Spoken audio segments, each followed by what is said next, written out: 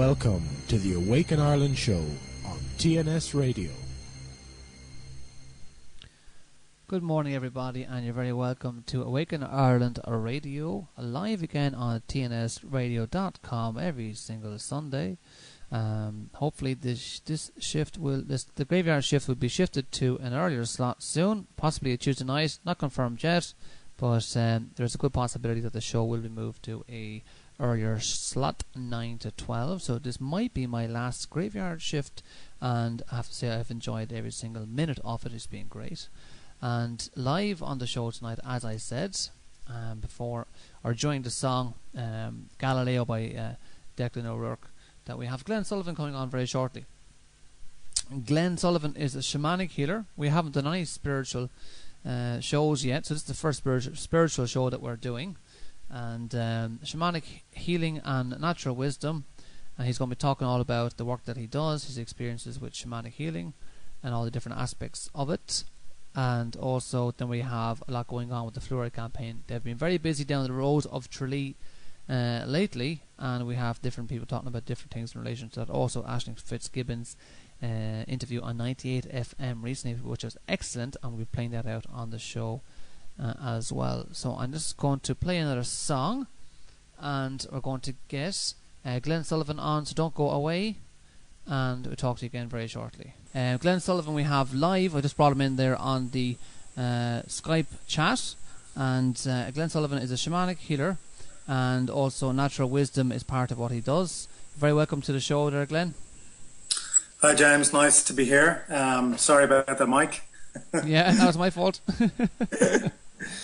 Well, we were just talking about synchronicities and the level of awareness that's coming to many people that are practicing spirituality on a day-to-day basis, and for many people that haven't got a formal practice, the energy's moving so quickly these days that everyone's kind of getting pulled into a deeper awareness, which is fantastic, really. Absolutely. And just a good example of synchronicity was that I was in Dublin over the weekend with my son, and I happened to be spending some time with Tracy O'Connor, and she brought her daughter to the zoo with me and my son, and I haven't been there many years, and the first person we bumped into is someone that we've been talking about mutually over the last couple of weeks, which is yourself. Yeah, it was a great chance to be on here tonight and to meet you today. Thank you. Yeah, absolutely no problem at all. It's been great for me to have an opportunity to be able to talk about shamanism, which is something that I've developed an interest in recently, because I do believe that an awful lot of the problems that we face in the world today, purely from an earthly point of view, in relation to money and government, a lack of sovereignty, lack of love, all these things, they all come and stem from that people are not connected with the earth as much as it used to be in the past. Would you agree with that? Yeah, absolutely. I mean, and I think we've all fallen prey to the vibrations of the Celtic Tiger, and having a different mindset for many years. It's kind of a bit of a lost decade for many people. But the good thing about it is that a lot of people have lost financially, and it's really unfortunate. Some people are losing their homes. But on another level, many people are becoming aware of, the more basic, simple things within life, which is community, connection, spending more time in nature, where people were more likely to go and do things where there were money-orientated experiences. Now people are kind of, in a way, unfortunately, but fortunately, been kind of forced into just doing very natural things, such as going to the zoo, such as... going for a walk up the Wicklow Hills or wherever you are. Yeah. And I think there's definitely more awareness coming around about, well, okay, if we're not buying into this kind of system and capitalist ideal, then what else is there? And for a lot of people, they're feeling quite dismayed with the church, quite reactive towards what that has contributed to their spirituality. Not a lot for many people that I talk to, certainly around the abuse issues and stuff like that. So many people are searching for, how do I connect with spirit? Do I have to go through some kind of mediation, and that's the kind of beautiful thing about shamanism. You know, it's the oldest form of spiritual practice on the planet. It's been around anywhere between 70,000 and 100,000 years. Wow. And basically, in all spiritualities, as far as I can see, shamanism is at the foundation, is at the basis of all spiritual practice. All Eastern practices, even within Christianity, there is shamanism there. So, you know, these practices and these ways of kind of connecting with spirit, you know, whatever you want to call it, whatever language you want to use, whether it's, you know, God nature, you know, Buddha nature, divine, whatever it is that you have in terms of your internal language around spirituality, what we're all trying to do is have a direct route to guidance and to spirituality.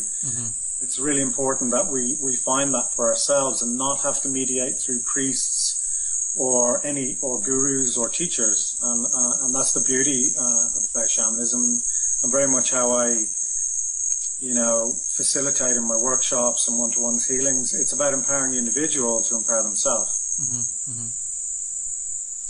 There seems to be a small bit of background buzz there, Glenn. Can you hear that in the call? Yeah, it's like a crackle of some sort. So high pitched kind of squeal. That's it. Okay. I'm just going to go to a song. I'm going to hang up the call, and I'm going to ring you back and see if we can. Do you want me to try and ring you to make a difference, or yeah, you ring me back. Let me go to a song here, and then we'll hang up and we'll see if we can sort it out. Okay. Okay, no problems. Okay, we have Glenn Sullivan back on the show, but Glenn, you're going by a different name these days, Anamdaka, isn't that right? Yeah, I mean, in the last 6 months, Spirit has been communicating to me and kind of very much bringing in a new name. I suppose the reason for that would be, you know, in a non-cognitive way, it's kind of a bit of initiation, but in a kind of understanding it from a spiritual or intellectual or kind of, you know, trying to communicate why. I suppose it's like we identify very much with our name. We're given a name at birth from our parents, and in some ways we become that name and we identify with that name. And I think at times, particularly within Eastern traditions, and certainly in Irish and Celtic traditions, we take on a spiritual name. Okay. And the process of that is really kind of letting go a lot of your old ideas that were associated with your name and old behaviors and patterns, stuff that's no longer serving you. And, you know, moving more and more deeply into the spiritual life and spiritual practice. And kind of Anamdaka kind of personifies that for me. You know, Anam, as a lot of people in Ireland will know, is soul. Anamkara, soulmate. And Daka is from the Sanskrit, is spiritual guide. So, yeah, I mean, it's not something that I'm saying that I'm at, but it's something that I'm stepping into and something that I'm hoping to show up more as. So it's a kind of twofold spirit name. It's an initiation in itself, but it's also something that we need to step into and fully embody. Okay. So when you talk about spirit, what do you think spirit actually is? Good question. So a lot of my background would be around Buddhist training, as well as shamanic training, tantra, sacred sexuality, working from energetic perspectives in terms of, I suppose a lot of people would understand it, working around energy. So I'm very much, I did a lot of training with a guy called Stan Groff, transpersonal therapy and holotropic breath work. So I've kind of allowed all of that to kind of sit quite deeply in my experience and kind of filter through in my own particular style. So a lot of my kind of, the foundation of my understanding would be very Buddhist. And yes, I've spent the last 10 years training in shamanism and showing up as a teacher, but you know, spirit is I suppose for everyone it's a very individual thing, but there is also a collective understanding, particularly in shamanic terms, that everything has a spirit within it. Everything that's living has an energy and an existence that comes and originates from spirit. Whether you want to call it God consciousness, whether you want to call it whatever you want to call it, whatever language you want to call it, that everything in existence has some level of vibration or energy that comes out of spirit. So from a Buddhist perspective, we look at consciousness. People look at individual consciousness and collective consciousness. And from that perspective, everything is in a constant state of ebb and flow, and it is all associated with energy and vibration. So everything that is alive and is existing has an energy and a vibration. So I try and correlate the two of those. And speaking about Anam being soul, and soul guide, I don't see soul as being, very much in the Christian term, as being a fixed entity. But I see energy and consciousness to be always in a state of change and flux. That we don't, whether you believe into reincarnation or anything like that, there's very little within us, within our energy, within our consciousness. Nothing is fixed, so it's always in a state of change. There seems to be, and I'm far from enlightened, but there seems to be something that's uniquely individual about every being, that's indefinable. Now, someone might say, soul, okay, so that's something that's fixed. I don't even think that is fixed. I think that is ever-changing and ever-moving, but there's something just unique about it. So in terms of spirit, I think that we all come in through many incarnations from spirit, which is a creative force within the universe that is everything and is nothing at the same time. It's like when we try and conceptually understand it and try and put labels on it, it's really kind of fingers pointing to the moon. We're trying to grasp something that's beyond the intellect, that's beyond having any really idea of what it is. But it is, for me, it is everything. It is everything that exists, that has an energy form, and it is what everything comes out of. That's a kind of broad view, but I think that's as reasonable explanation as you can get. Okay, so would you consider that to be a belief system, or would you consider that to be just a theory, or a sense of just knowingness, or how would you describe that?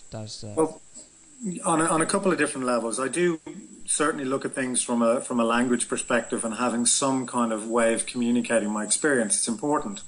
We need to be able to kind of reflect and look at things clearly and rationally at times, but also, which is having some kind of belief system or idea. So on one hand, yes, but on the other hand, when we hold too tightly to those belief systems, ideas, views, opinions, and at times judgments, then in a way it can inhibit our growth on the path. Everything, as I said before, everything's in a state of flux and change. So one of the most beautiful things that we can do is just to witness our experience, witness what is actually moving on a day-to-day basis. What's moving in our experience, what's moving in our bodies, what's moving in our thoughts. And a lot of the time, particularly coming from a tantra and tantric perspective, is to really tune into the body and feel into what's really present. Because a lot of the time what's going on in the mind is just a story. It's just learned patterns, thoughts, behaviors. And whether they're spiritual or not, they can be repetitive and, very conditioned. Just because you're talking spiritually doesn't necessarily mean you're behaving spiritually. So exactly, it can be a complete, a show. For sure, and you have to be prepared to let go of your belief system to move into something new. And that's very much what I try and do in terms of supporting people, is to just hold space for what it is they think is going on. And a lot of times... that term, I'm just going to stop you there when you use certain terms that the listeners mightn't be familiar with. Holding space, what does that mean? So holding space, so basically how I work, when someone comes to see me within a session, normally the sessions are 2 to 2.5 hours. What would happen would be that they would come in and they would have a story. We all have a story. It can be a biographical story, which is basically everything that's happened since birth. Yeah. It could be something around the birth, or they may have past experience of previous lives. But at the end of the day, it's just a story.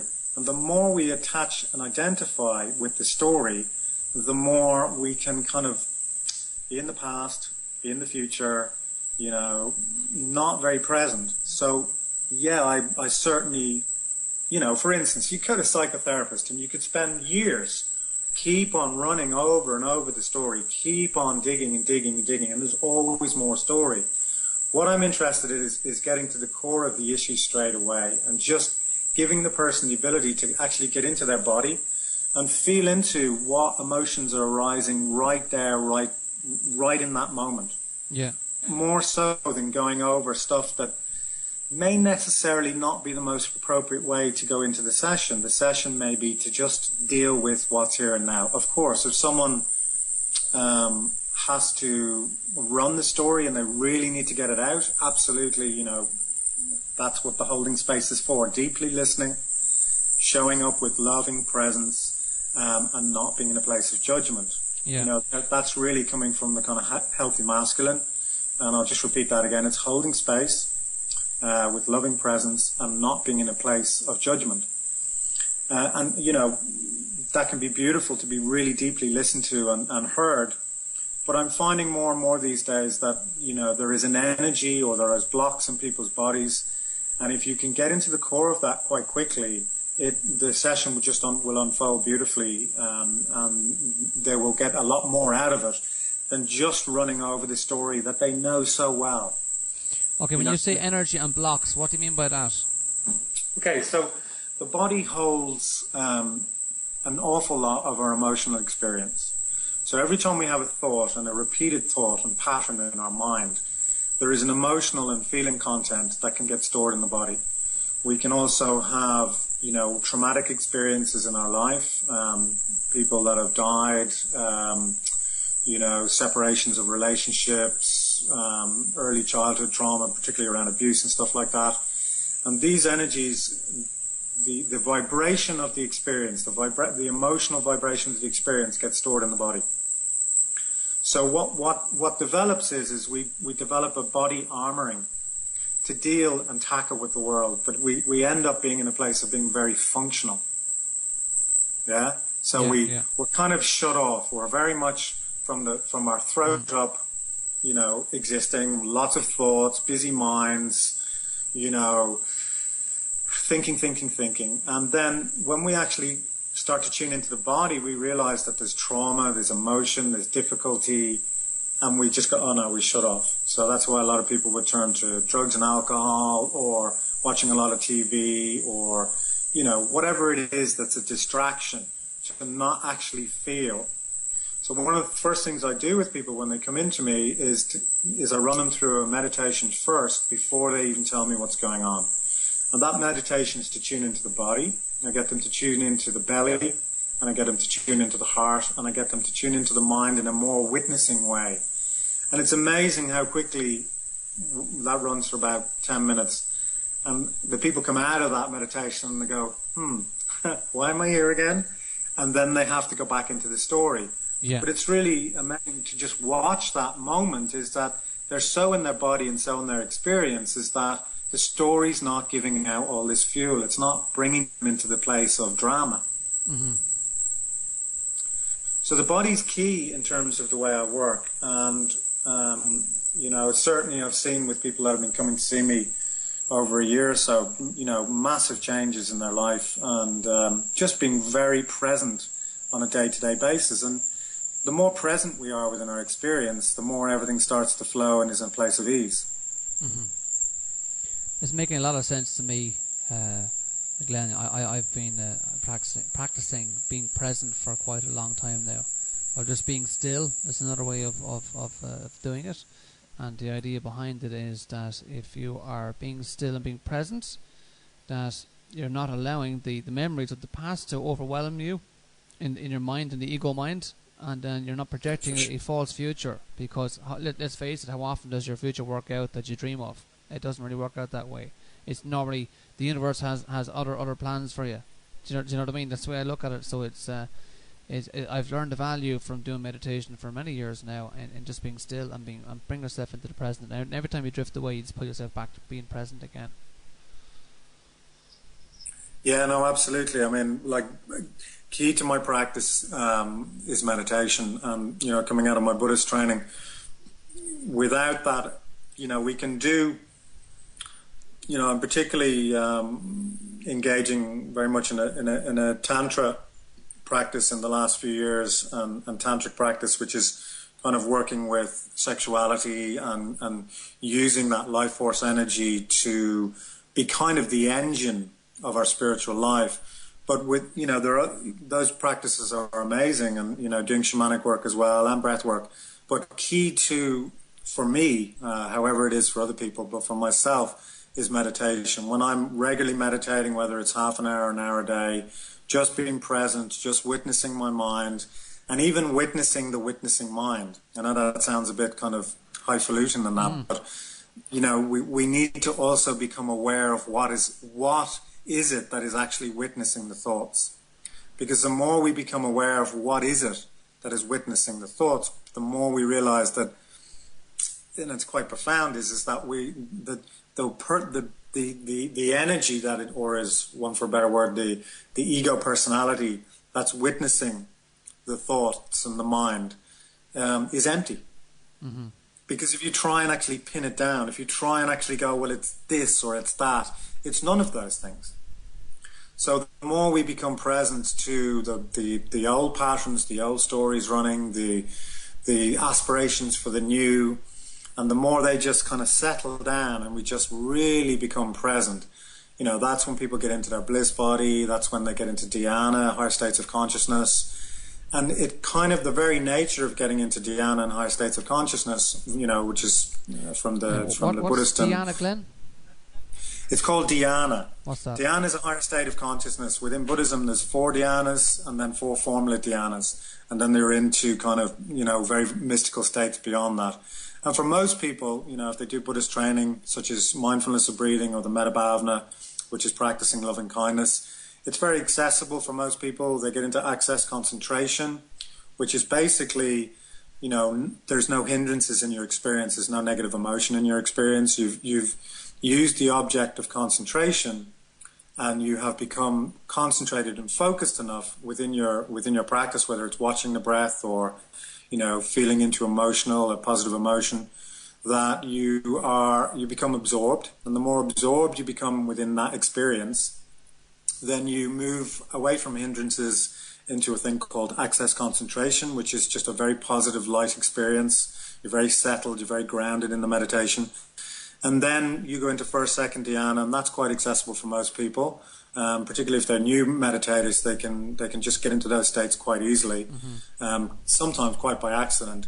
And within those states, first dhyana is a very blissful, there's a very full experience, kind of like a bubbling up of energy within your body. And second dhyana, and this is the interesting part, is that proper meditation, in my experience, when you really kind of sit deeply into it, the thought in second dhyana completely subsides and dissolves. So you're in pure absorption. And by the very nature of that, it has a very integrating experience on people. And that's what I consider to be meditation proper. And of course, there's many days where I'm just kind of, busy in my mind and watching my thoughts and just trying to get focused and concentrated. But there are times when I get very absorbed as well. And, it just takes time and practice. And for most people, you really need to be doing about half an hour a day, a little bit more, to try and get into those states, or go on a meditation retreat where it's a long weekend or a week long. So that really sets you up for the right conditions for dhyana to arise in your experience, Yeah. For the scientific minded people, what's going on in the brain with the different brain waves when you're doing that? Yeah, there's different. I always forget there's 4 main Bravewayne patterns. I think it's more theta that you're moving into, which is more like a, we have to be careful that cross wires don't happen, because, shamanism works kind of very much getting into that kind of more trance state. Yeah. From a kind of Buddhist meditation place, it's very much about getting deeply absorbed and concentrated and moving out of any kind of active imagination roles, or, that there's a thought process going on at all. And, particularly in shamanism, what you're trying to do is I perceive shamanism to be, as I was saying earlier, as a kind of the foundation and the bedrock of all spiritual practice. But at the same time, as very practical and useful and at times profound, I do feel it as a lower vibration to, in terms of spiritual practice, to some of the more Eastern practice such as Tantra and Buddhism, because those practices are standing on the head and shoulders of shamanism. Right. Yeah, they're very much... say again? Yeah, okay. With you, yeah. Yeah, they're very much complementary, but, the tantric path, whether it's, the Buddhist tantric path or the kind of Hindu tantric path, is, it is about creating profound changes. It is about dissolving the ego personality and, moving into a place of fully embodying your divinity. Fully kind of transcending the self. So shamanism is, the way I look at spiritual practices, for a lot of people, what can happen is that they might get into Eastern traditions or Christian mysticism or anything like that, and what can happen, and it certainly happened in my own experience, is that I was kind of trying to bring in divinity, I was trying to bring in enlightenment as such, kind of, from the top down. But what was happening is that my body wasn't showing up. My body was kind of blocked. There was energy stuck here. There was repressed emotions. There was, repressed sexuality. There was all kinds of different stuff going on in my body. And what I realized is that, okay, I'd got so far. Now I needed to start doing some body work, which led me into doing shamanic practice, which was very much about grounding ourselves on Mother Earth, being very connected to the energies within trees, within plants, within rivers and seas, and just really, feeling into her energy. It's a very divine feminine energy, and it's a very powerful, and it's also about connecting in with our sexuality. If we don't have our sexuality on board, if we don't integrate our sexuality into our spiritual experience, we're not really going to get very far. And that doesn't mean we need to behave in any particular sexual way.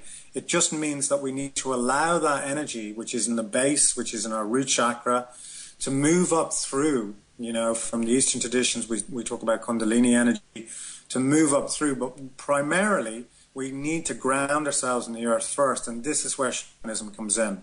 It's a really practical way of grounding ourselves, connecting with the energies in nature, getting information from, power animals, which are very much, it's a lower world journey. You're going into the earth. You're connecting with a very primal energy. You're opening up the primal energy within yourself. You're honoring that within yourself. And by doing that, for me, it was like, okay, the jigsaw puzzle is now coming together. So I started working through my body, started opening it up, started going through transformation, started doing breath work, which was really cathartic. It's a very powerful bodily cathartic process where you move whatever energy stuck in the body in a cathartic way. And, also what's important, which is very much where shamanism comes in, is that I've seen on my spiritual journey quite a few people that,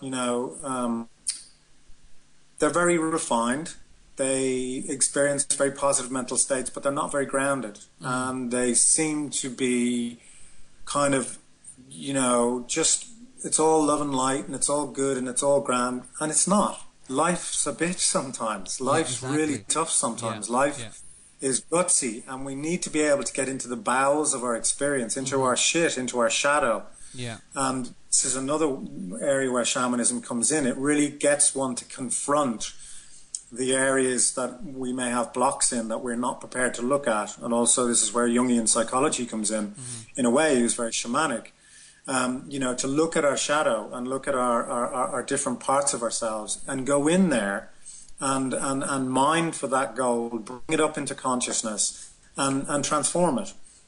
So I like to look at kind of my practice as being based on Mother Earth, connected, grounded, opening the body in a place of receiving. And when we're in a place of receiving and we're really opening up, then we can bring in our divinity. Of course, there are different schools and traditions say we're already enlightened, our divinity is already within us. Yes, absolutely.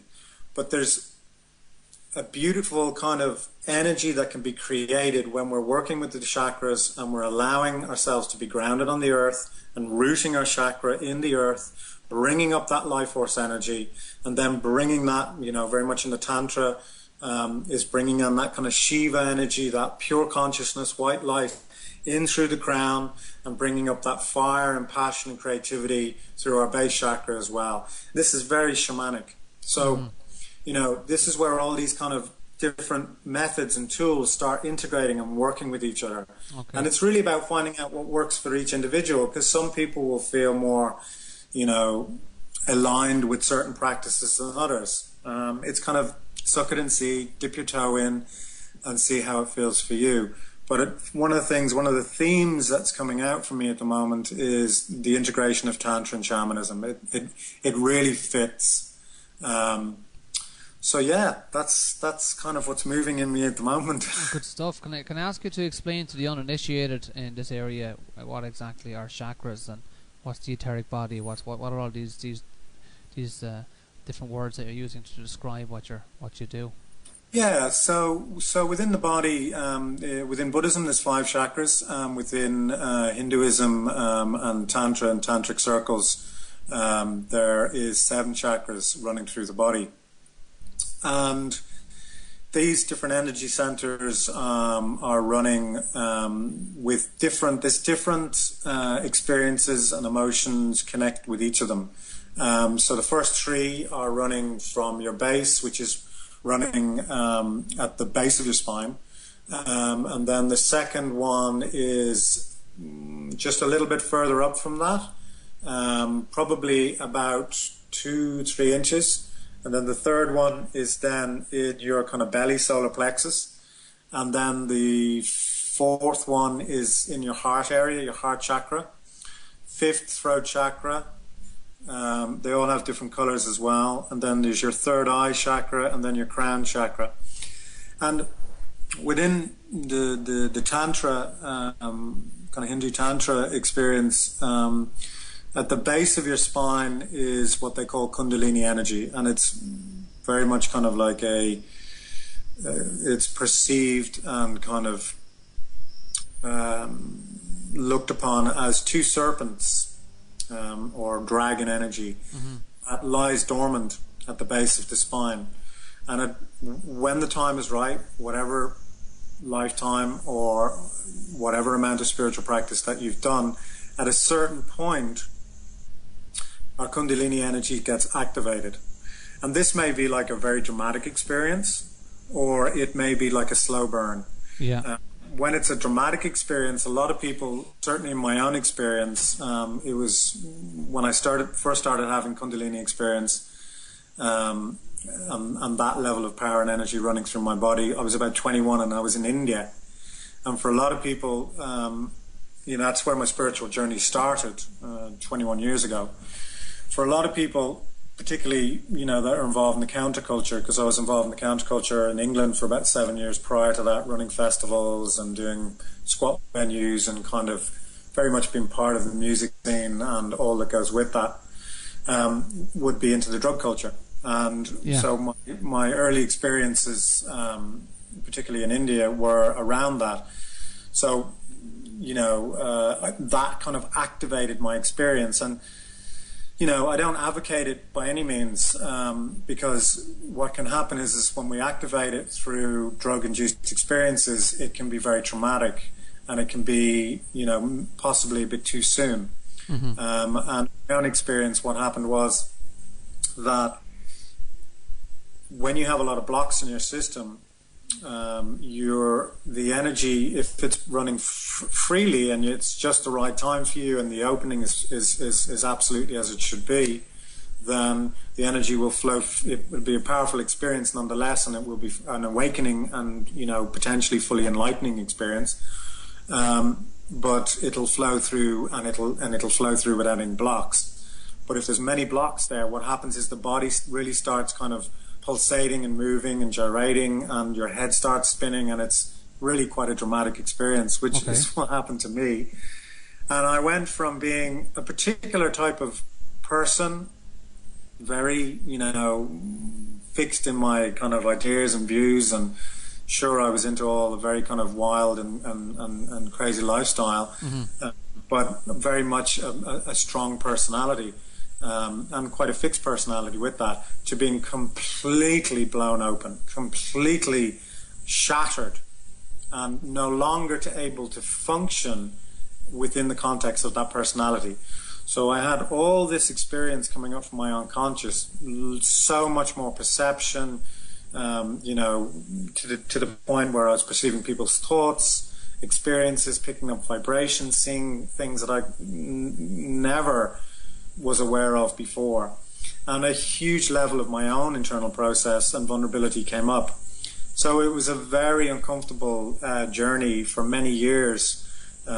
Fortunately, I came back to Ireland about 2 or 3 years later, and I came across Buddhism, and that was extremely helpful in terms of integrating that experience and finding ways to facilitate the level of change that I was going through.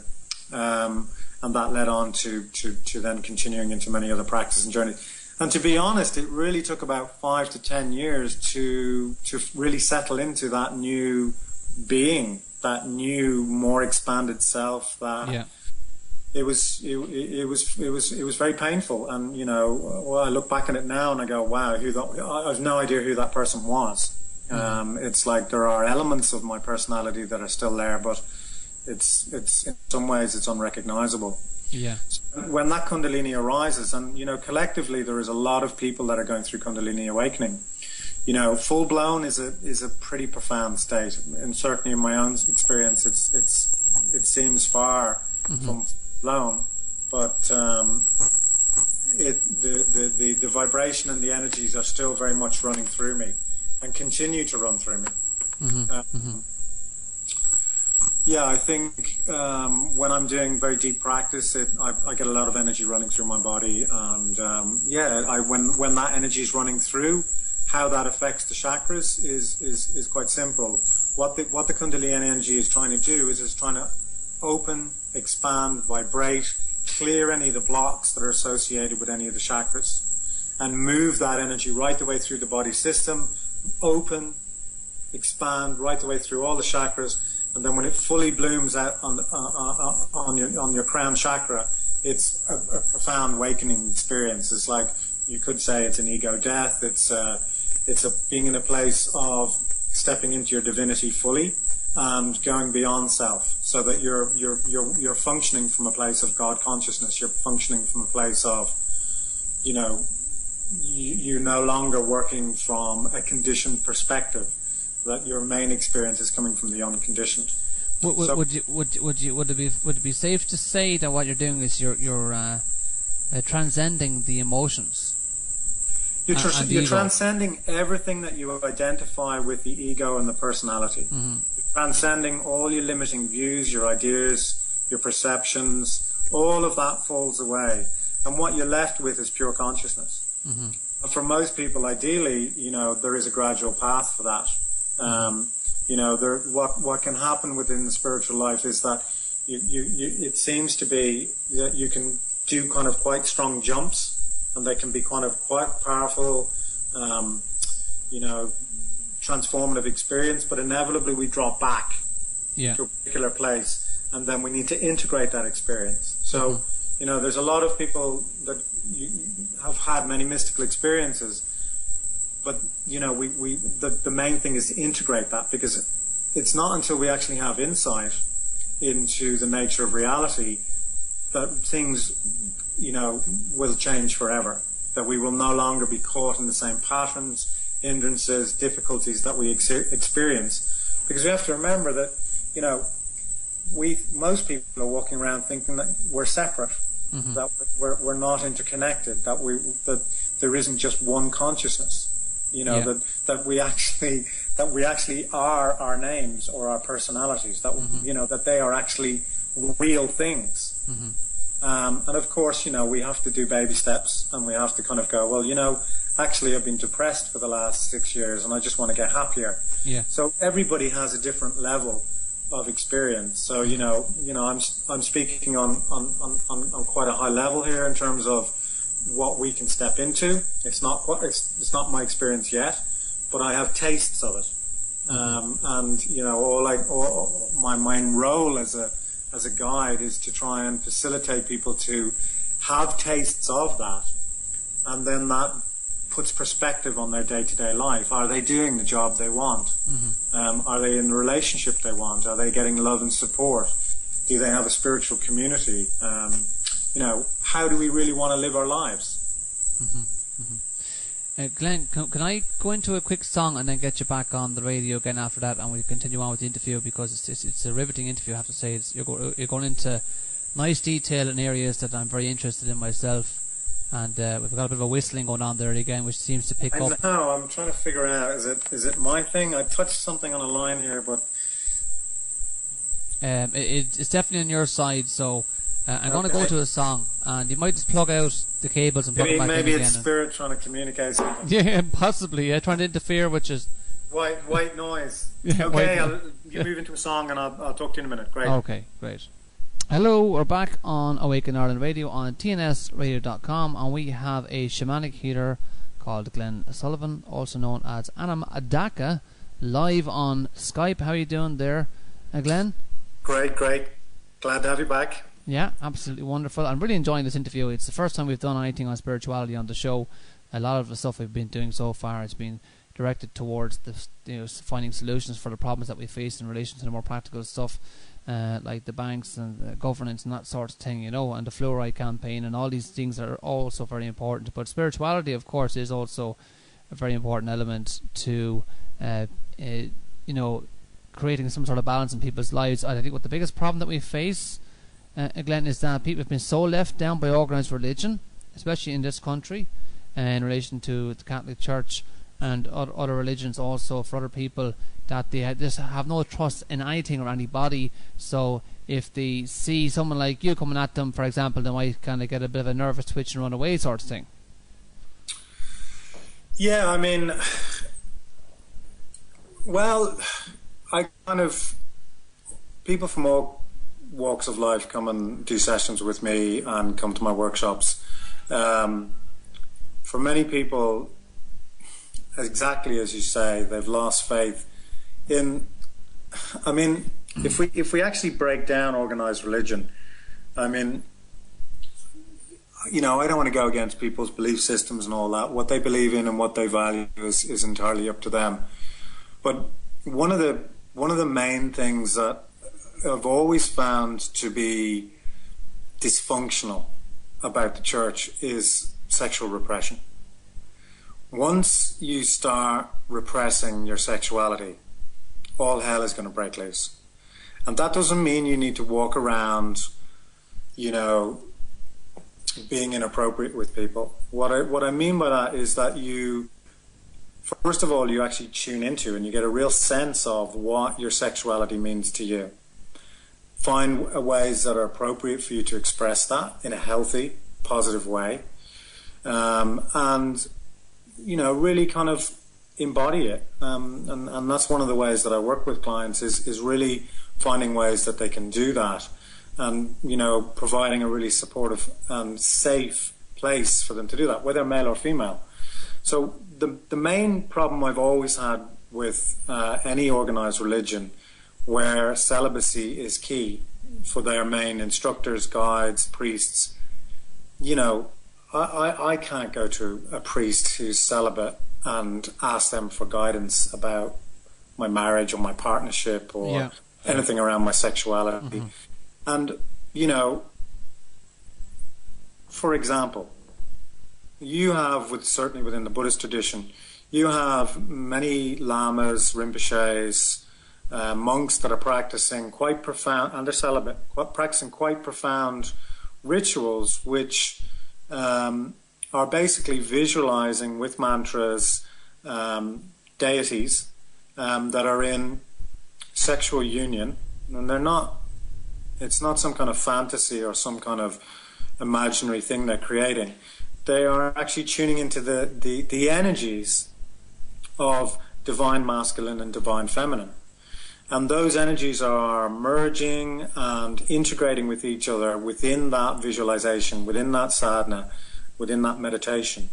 And it's having a profound effect on the individual, and they are developing those same attributes within themselves. Unfortunately, there's nothing in Christianity that I'm aware of that allows that same process to happen. Also, what's happening within the Rinpoche or the Lama or the monk is that they are actually allowing their sexual energy to run into that and integrate it and bring it into a higher vibration. So these are practices that, you know, within these traditions, that this is why so many of those guys are just healthy, loving, friendly, open guys that are not walking around repressed, that are not raping young children, that are, you know, just in a very positive, healthy place. And this is the problem, is that, you know, and I understand it, I get it. I'm not in a place of, you know, these people, they've destroyed people's lives. Yes, they have, but I completely understand why that is the case. You cannot repress sexuality. So any religion, organized religion or not, that is, and you know, certain Islam or any other practices around the world that are advocating suppression of women or suppression of sexuality or anything like that, or putting some kind of hierarchy on men, it's not going anywhere. It's not about integration. It's not about balance. You know, to fully show up as a man or a woman, we need to really feel into those energies within ourselves. You know, people talk about being feminine.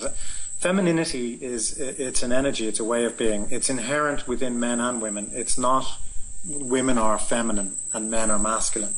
That men and women have both attributes within inside us. Jungian psychology really goes into this.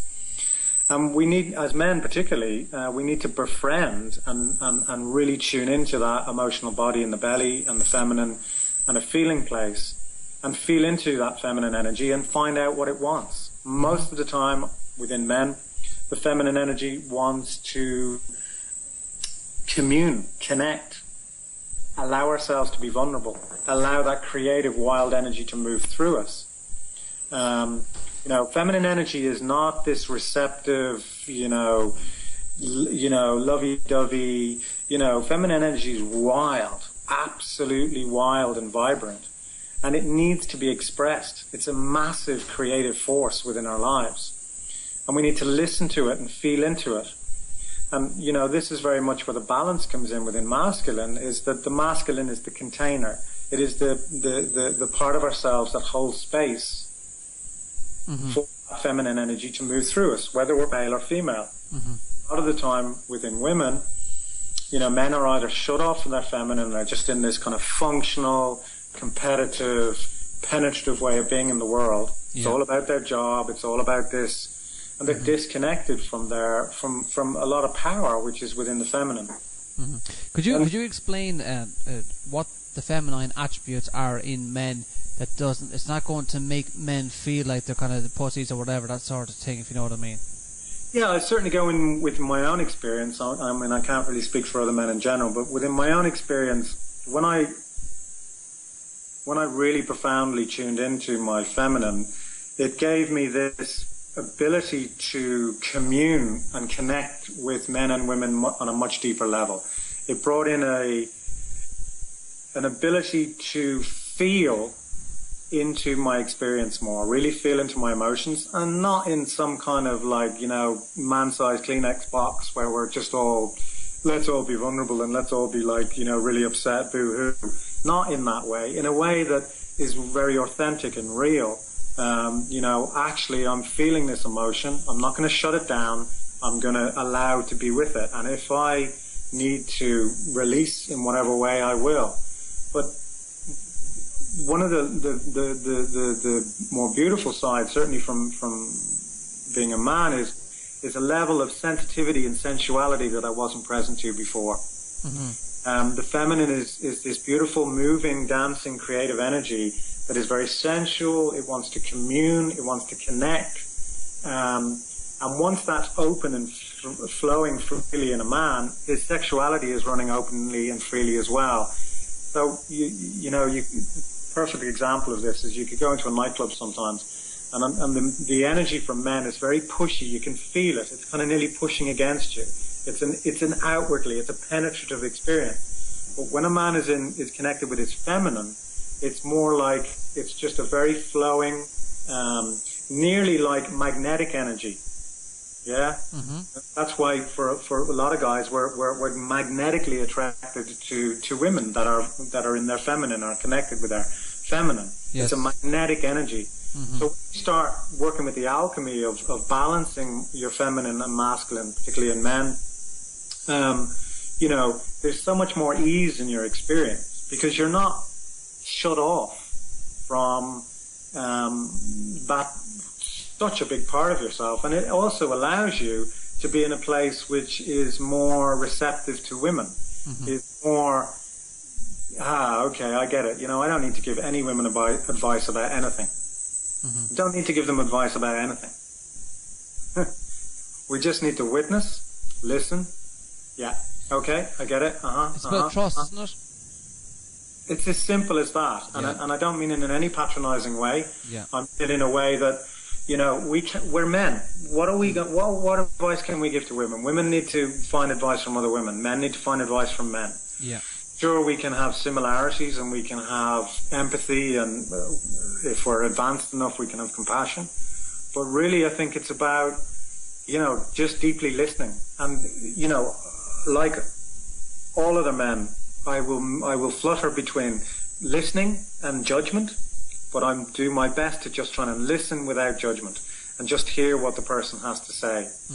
And I think that's that receptive ability of the feminine coming through is really, and it wasn't until particularly in the last few years, that I really hadn't seen that embodied within men. And I met a particular guide, which is one of my mentors, and he really embodied that, and it was like, I get it.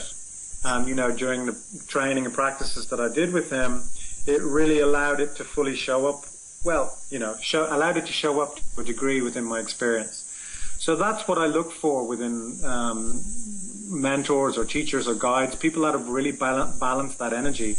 And what you will see a lot of the time is you'll see a lot of shadow in people that have repressed their sexuality. It starts leaking out in other ways. And in one of the ways that we can, as men, is and this might sound about a little bit odd, but a lot of guys will throw their energy off, in a sexual way. It's within sexuality, there's recreation and procreational, and that's pretty much how most people work. And a lot of the time, let's be honest, they've had a few pints, or they've had whatever, or they've had a huge dinner or whatever. They've not really made time to make love. It's just kind of happened, or it's all a bit kind of passionate or whatever. So when you really actually make time and create the space to really kind of deeply share and show up with your lover, and it's coming from a more balanced place, that both individuals are coming with a balanced feminine and masculine, and really there's a lot of alchemy and beauty and joy and bliss that can come out of that experience. And also for the men, it's not a very digestible experience straight away. But, the more a guy can kind of keep his ejaculation within him and just not be goal-orientated in terms of experience, the more he can be in a much more deeply loving place to support and hold space for his partner. This is something that I coach guys with, and it's quite a radical thing. Some people got it in Ireland, some people haven't, very small minority. So that when we're not throwing off our energy, we can, the perfect example, the guy falls asleep, he does whatever he does, rolls over, falls asleep. If we are able to not go into that experience and allow to channel that energy, that sexual energy through our body, we can be moving into a place of much more kind of, men can orgasmic, be in an orgasmic space. And we can start to kind of, the sky's the limit really in terms of what we can embody within ourselves when we start working in that way. So it's for some people it's baby steps, as I said before, but working with sexual energy is a very powerful practice. It's a very direct way of working spiritually, and when we incorporate it into our meditation or shamanic work, whatever, Reiki, whatever, then things really start to speed up. Our shadow is also brought in a lot, because you have to remember, if we look at our history within Ireland, it is one of the most sexually repressed countries in the world. Sure. And when we look at our priests and we look at all the Christian brothers and all of that stuff, it's like it's really contracted. Sure, we went through the Celtic Tiger and a lot more freedom, and everyone was like, yeah, sex, but it's not, sex is sex. It can be just a very superficial thing. What I'm interested in people is bringing them into a place where they can, with their partner, they can, share a deeply loving experience that is transformational and restorational. Mm-hmm. So if it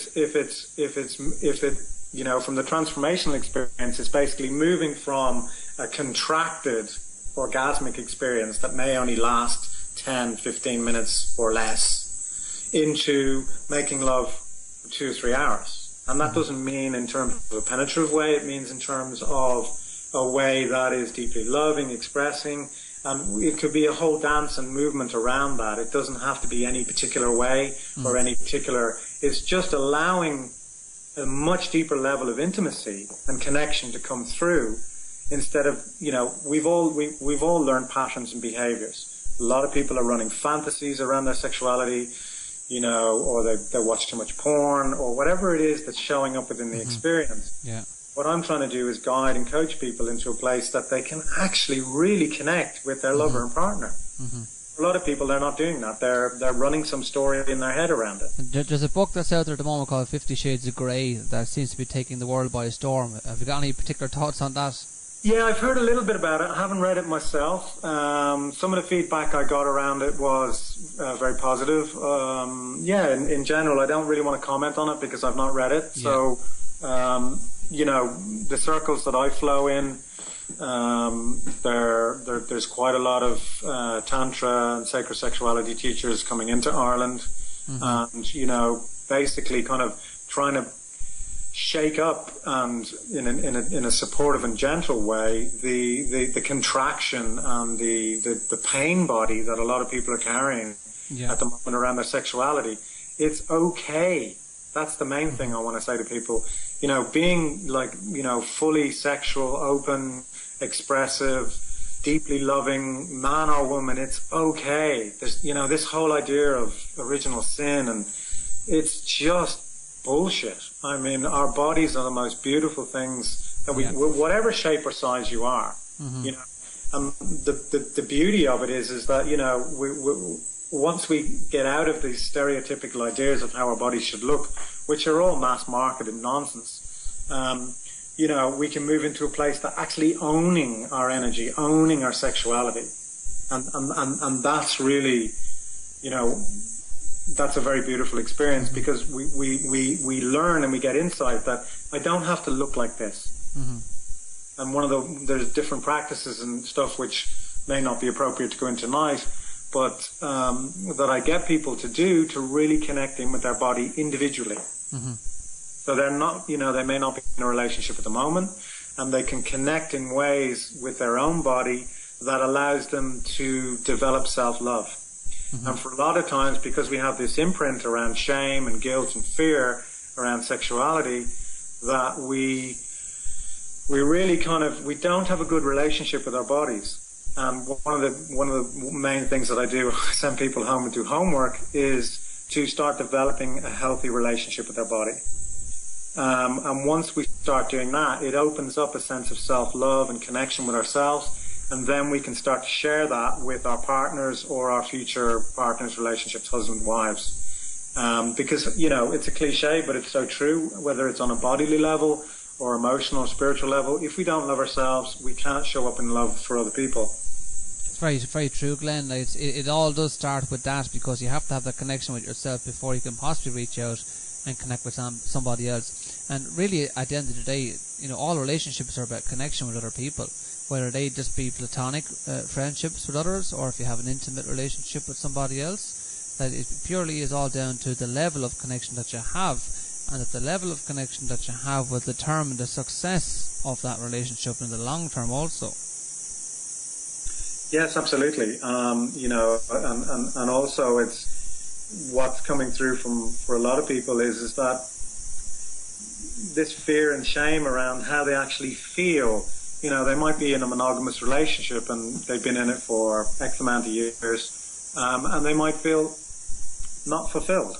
And, you know, Tantra is one of the ways that people can develop or re-spark or reconnect with the essence of why they were originally together or what they were originally attracted to, and also bringing them into a deeper level of intimacy and connection. Mm-hmm. But also I think we need to honor the fact that, you know, this is where the fear comes in, is that, you know, we have this deep imprinting, particularly in Ireland, of, oh, right, that's it, you know, you're together and, you know, until death do us part. And even the language around till death do us part is so dysfunctional. Yeah, it is. You know, like marriage, yeah.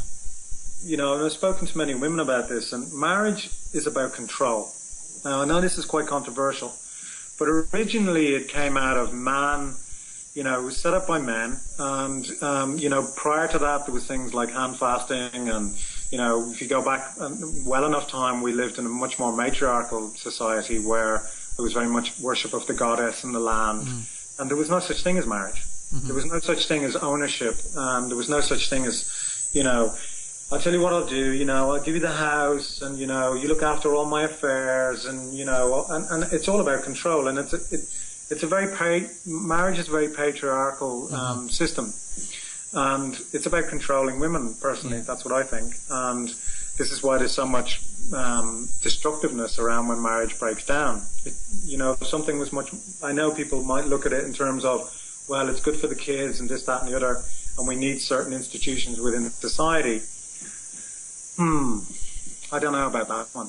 I think we're now moving into a place where all of that is getting reevaluated, and people are beginning to realize that if they don't feel comfortable within a monogamous relationship, that's okay. That I may want to have several partners. Yeah. And then think, oh, well, that person's just being promiscuous. No. You can have the same level of intensity, integrity within a polyamorous relationship where that involves 2 or 3 people. And I know this is quite radical for some people. The same, you know, levels of appropriateness, levels of, you know, setting up some kind of contract within the individuals or some kind of, you know, ground rules. The same thing exists, and you may have 2 or 3 partners, but you wouldn't have any partners outside of that. And, you know, there's a woman that just arrived just to give a talk there last week, Deborah Annapol. She's one of the pioneers of Tantra and sacred sexuality. And, you know, one of her recent books is, I think it's Polyamory, Love Without Limits. I've just started reading it at the moment, and so it's a fantastic read. And it's just allowing us, we don't have to buy into it. We don't have to start radically behaving overnight in a different way. But I think what's important is that a lot of people are opening up to these new ideas. They're opening up to, and they're not new ideas in many circles, but within Ireland they are, is that we don't need to be stuck in any particular situation. We don't need to be in a place of fear. If the relationship is broken down, if, you know, it's not working, then step out of it. You know, because a lot of people, oh, well, it's the kids, it's this, that, and the other. Well, the kids are going to love you for the fact that you've chosen the path which is right for you. And as long as you love and support them and set up supportive conditions for them, then it's okay. So there's a whole much bigger picture here, which is around honouring who you really are and what you really want to do in your life, and not settling for mediocrity, not settling for, you know, a life half lived, living fully, divinely, passionately. This is great stuff, I have to say, Glenn. Really enjoying this interview. I'd like to jump in there as well, because I've done a lot of study into ancient Irish history and the Brehon laws and the way people used to live before pre-Christianity. And one thing that they used to do pre-Christianity was they used to meet up once a year to renew the marriage contract, right? And what they would do is they would say under a special branch of a tree, I marry you, I marry you, I marry you, right? And either one of them says this, and no one between the two of them knows what they're going to say, right? I marry you, I marry you, I marry you, or I divorce you, I divorce you, I divorce you. And that would be the end of the relationship. The idea behind that is to keep the relationship, you know, keep it in the right space, keep it loving, and if either one of the people in that partnership decides that's the end of it, well, then that's the end of it. Yeah, it's a beautiful ceremony. I mean, are you talking about hand fasting? I don't even know what it's called. That's just something that I've come across in my reading, you know. Yeah, I think it's called hand fasting, and basically there's rope or embroidery or cloth. I'm losing you there. We're going to have to hang up and ring back in again. Just that noise is getting very bad there. Sorry, folks. I had to cancel that call. I'm going to ring them back there. There's some interference we're getting through Skype. I'm just going to call them back there now.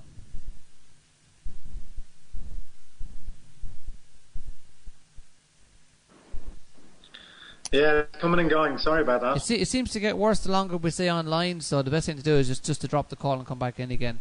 It seems to drop off then. But yeah. That's hand fasting, is it? Hand fasting, yeah. There's a few people within the community, within the shamanic community and spiritual community that have gone down that route, and it's a beautiful route. I mean, it's I know one particular shamanic couple that one of them embroiders the hand fasting material, and offers it as a ritual object for people who want to do hand fasting. And absolutely, what a fantastic ritual! What a way to go. It's like, you know what, it's okay to change my mind. Mm-hmm. It's okay to go, you know what, it was beautiful with you for that year or those 2 years or those 5 years or those 10 years. But now my heart's moving somewhere else, and not in a superficial kind of, you know, flighty way. You know, you've thought about it, you've reflected on it, you've gone, you know what, I'm moving into something else, and that may be celibacy. It may be, you know, you need a period of time of reflection of being on your own, or it may be that you found somebody else, you know, and it's just so important that people can honour that. Of course, you know, we can, if we're unintegrated and ungrounded, we can, you know, find someone, fall in love, and then be out of love within 6 months. But within that, that's still okay also. That's just what I mean in, you know, loving divinely. It's like, you know, not in a way that affects and upheavals everybody, but in a way that we're free to express ourselves in as open way as possible. Mm-hmm. I'd like to go back to the religion element again, because again you've been talked about a lot of different areas. You're talking about religion, and you talk about sexuality and the effect one's had on the other. Just like to let the listeners know that the Celtic Christianity that we had in Ireland was very different to the Roman Catholic version of Catholicism that we have today. It was completely different. The original Celtic Christianity, you know, post the idea of St. Patrick, who came here and banished the snakes, right? From my studies, the banishment of the snakes was the banishing of the rising of the Kundalini, because the monks that lived in Ireland, that they drew all those beautiful illuminated scripts, the Book of Kells and all of that, they were not all they weren't all you know, celibate. These men did practice sexuality, you know, and the rising of the Kundalini was one of the practices they did, and this was something that they passed down to only certain priests, because it was such an amazing sacred experience for them that they didn't share it with everybody. Maybe they should have, but they didn't at the time. It was a hierarchical society, back in those days, Glenn. But it wasn't until later in Christianity did we see where that religion was used as a control mechanism for the masses, and that celibacy was only brought in much later on in later centuries to stop the transfer of wealth in the Catholic Church from the man to the woman. Yeah, absolutely. Yeah, for sure. The idea around the snakes being chased out by St. Patrick and all that, it's a very mythical kind of part of our history, and the goddess energy and working with the druid energy was very much about allowing that sexuality, life force energy to flow through freely and kind of be a guiding force within our life, and to have a level of that goddess energy and fluidity to flow through us. And Druidism was very much working with the goddess energy. And you want to control people, shut down their sexuality. Yeah, it seems to be that way. Come here, I'll ask you a question. Can I ring you back on the landline, because it's just this it sounds like there's a kettle boiling in the background there, and it seems to be getting worse. No problem. Ring us on the landline. Actually, we'll go to a song, right, and then I'll ring you back on the landline then. Okay, no problems. Thanks. Fully show up in their body, in their sexuality, in their love, in their divinity, fully grounded on the earth, and they've learned that. So they are in a place to understand that, and they then can imprint that within the child that's coming in. So they're doing it, number one, in a conscious place, because everything's about being more conscious. So by the very nature of that, they've spent time cultivating their love, developing their love, making love beautifully. And over a period of time, then they've realized, okay, now we're ready. We're going to actually conceive this child tonight. So the ritual is then brought in within the journey. And they're bringing that energy, and they've been communicating to that energy in spirit. Yet again, another level of being conscious, that this energy is coming from spirit. We have to remember that sexuality, we're all born out of sex. Even the Pope was born out of sex. So it's a really important point is conception. How conscious are both individuals at that moment? So many of us were born out of unconscious behavior. Even a Duncan knife or a roll in the hay kind of thing. It's like, oh my God, I'm pregnant. So being really conscious about the conception is such a powerful experience. Even to the point, and this is another thing that's been coming through, so within that journey, I bring them back through that in a really conscious way, and these two loving people that really love each other, and there's like the parents that they may have never got. And then they're born in a natural environment, in a home birth, maybe in a pool, as two of my own kids have been born in that way. And it's all natural, it's in a place of ease, it's in a place of surrender. The woman has supportive women there, the father's there, he's able there to show up. And it's just a very healthy, natural way. And then the child is, brought up into the environment and community and supported and blah, blah, blah. So that's the journey, and that's the new imprint. So it's really kind of getting people to understand that the more conscious we live, the more we go through these rites of passages and initiations. And it doesn't matter if we're 40 or 50 or 60 or however old we are, we can still go back and re-imprint. We can still go back, within our, experience now, right now, and re-imprint stuff and make those positive gestures towards showing up right now. Another really interesting experience that was brought to my attention really is that for a lot of women in Ireland, when they conceive, the child wasn't conceived when the woman was having an orgasm. The man had an orgasm, but the woman didn't. And energetically, because the woman is in a place of pleasure and deep connection, and the vibration that comes from the orgasm isn't part of the conception, maybe even completely unconscious, isn't part of the conception of the child. It's an even more deeper level of connecting with that energy that's coming in and creating the most positive conditions for it coming in. And some people might go, Jesus, it's getting too much now. But all of these levels of awareness have an effect everything has an effect.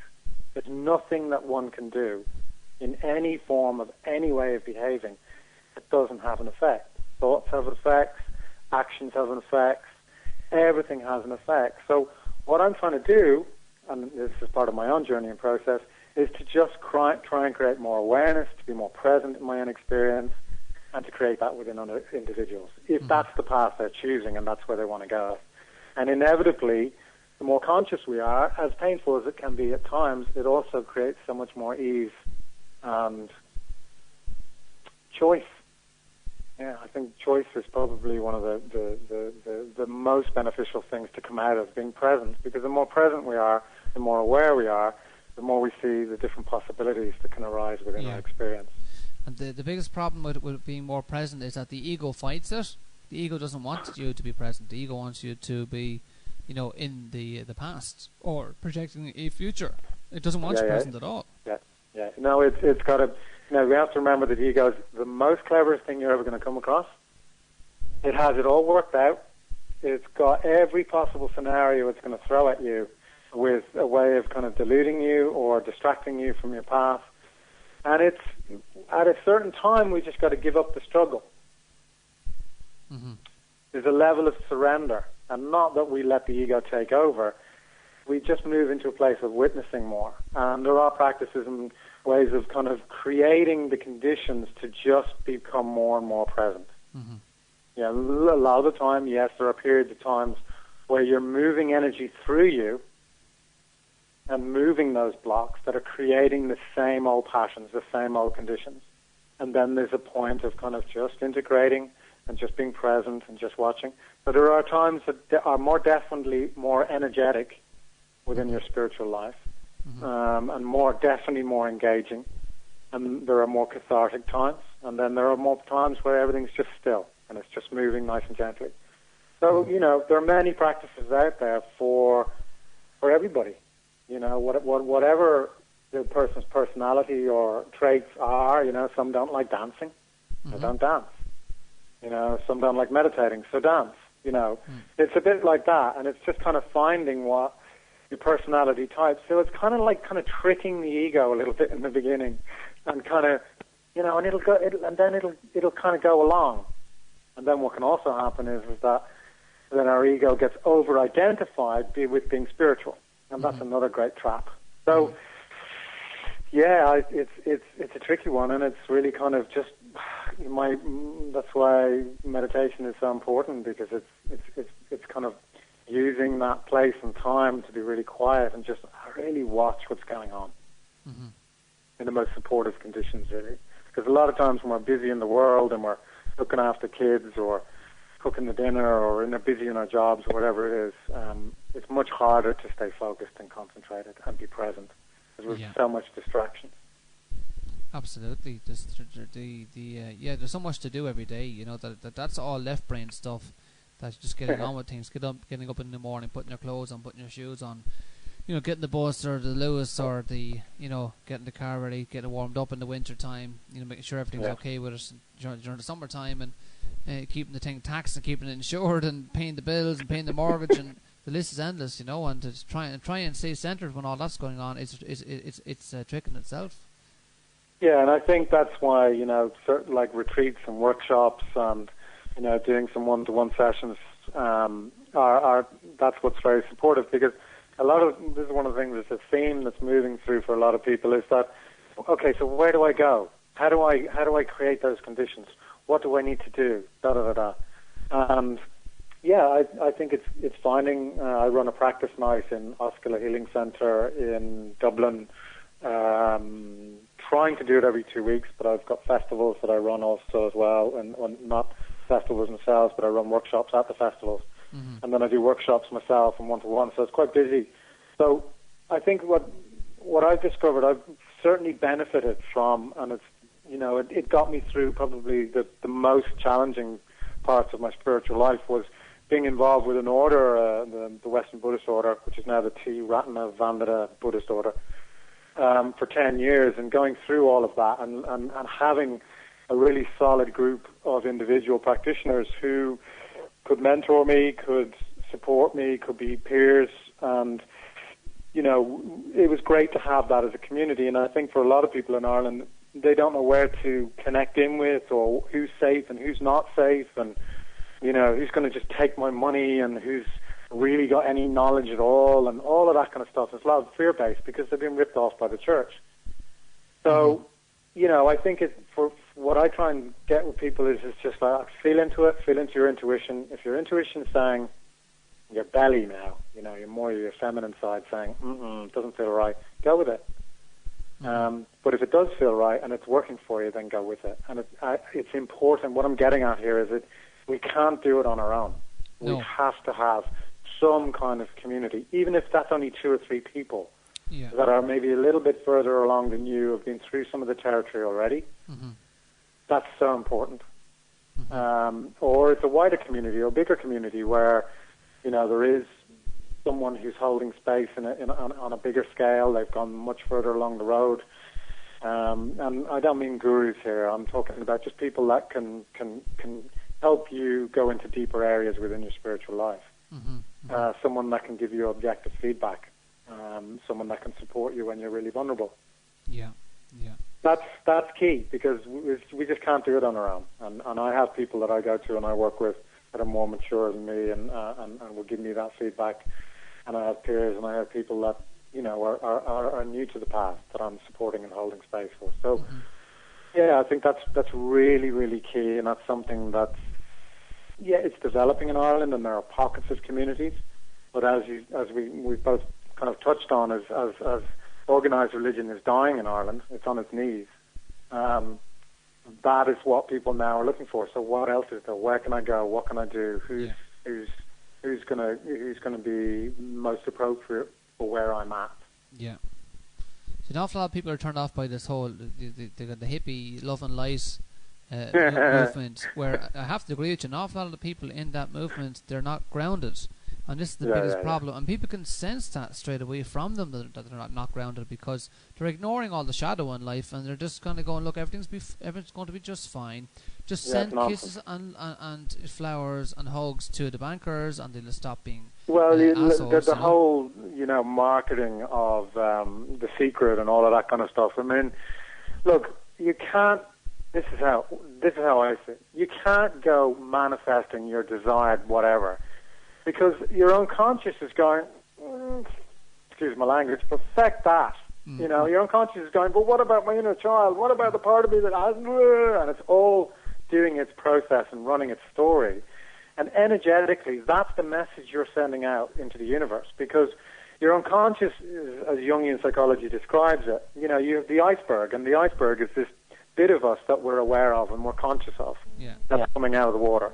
And then there's all this depth of our being that comes through in dreams and meditations and different practices or breath work or whatever. That was like, Jesus Christ, I never knew. And it starts coming into our experience, and we suddenly realize we're so much bigger than what we're aware of. So this whole kind of new agey, kind of fluffy, I'll just manifest, or I'll just be love and light, it doesn't work, because your unconscious is screaming for something else or something more, to be witnessed, to be listened to be integrated. The way I see it, Glenn, is like that your brain is actually a computer. Okay, have you seen Julie Bolt's videos on YouTube from the TED Talks? I haven't, no. Oh, you got to check out Julie Bolt. Absolutely amazing. She's a neuroscientist who had a stroke and her left brain shut down. Okay. And she could actually see her hand blend in with the wall, and all of her worries of her life completely disappeared, and she was just completely at bliss, because that part of her brain was just not interfering anymore. So she wasn't grounded, but she felt absolutely wonderful. And it took her years of rehab to actually get back to the point of being able to use her left brain again. And she explained the whole process on one of these TED Talks, these technology and design talks, innovation and design, I think it is, talks that go on around the world, most at universities. And it's the most amazing thing where she has a brain in her hand, and she shows the two brains are completely separate from each other, and that the only thing that connects them is a strong binding of nerve endings at the very back. But they are two very different brains and two very different personalities. And she goes into the detail of the ego and the creativity on the right brain, and the ego on the left brain, and the language is the left brain, and other elements of language in the right brain, but mostly lateral thinking is left brain. And she just goes into great detail and explains how they're separate identities and that they work like a computer. One is a serial processor, and the other is I can't remember what the other one is now off the top of my head, but there are two different types of processors anyway that work in completely different ways and have different functions, and that they have to be seen in that way to be able to understand how the human mind works. And that when you like you said earlier at the start of the interview, that every cell in your body has its own memory, okay? That it's like the cell itself has an electric charge, and there's a memory in the charge, and that it's like your laptop has a virus, yeah? And this virus keeps throwing up like stuff the whole time up into right in front of your screen, and you don't know how to clear it because you haven't got back down to the source of the problem. So this is what you're doing. You need to get down to the root, and you need to clear it out from the root. And once you pull out the roots from the problem, then you can actually run a new program. Yeah, it's a beautiful way of. It's a lovely analogy, and it's something I kind of use a few times. Is the kind of the computer analogy, and it's exactly that. Yeah, I mean, one of the most beautiful ways to do that is to witness, because everything wants to be witnessed. It wants to be experienced and witnessed and felt, and a lot of the time it's just not. We're not allowing ourselves to feel the experience. Whatever that is, whatever the experience is. It's like we've been told it's not okay to feel that, or it's not appropriate, or whatever it is, whatever the emotion, whether it's anger. It's like, oh no, well, you can't be angry. Anger is just an energy. You just know how. One of the ways that I work with people in terms of anger is like, it's okay. Let your rage go. Let it really rip in a supportive environment. If you need to get angry, let it go. Yeah. Obviously, you can bang cushions or you can do whatever, but just let it really rip.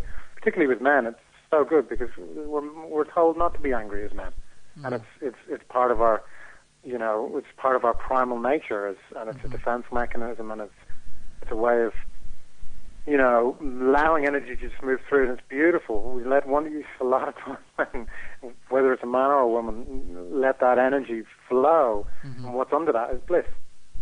Well, yeah, absolutely. I totally agree, and I'm going to share something that I experienced myself. That I've been through trauma myself many years ago, deep trauma, and people that know me know my story. And I knew myself in recent years that I needed to clear that because I could sense that it wasn't cleared. So I actually went to a counsellor here in Waterford, and the St. Bridget Centre. They're fantastic, and I went to a particular lady, and I could tell that she was very experienced in this particular type of counselling. And all she did was she made me get into my body, and she actually said, okay, so I'm going to count down to 10 down to 0, and you're going to just feel, feel how you feel. That's kind of what she did.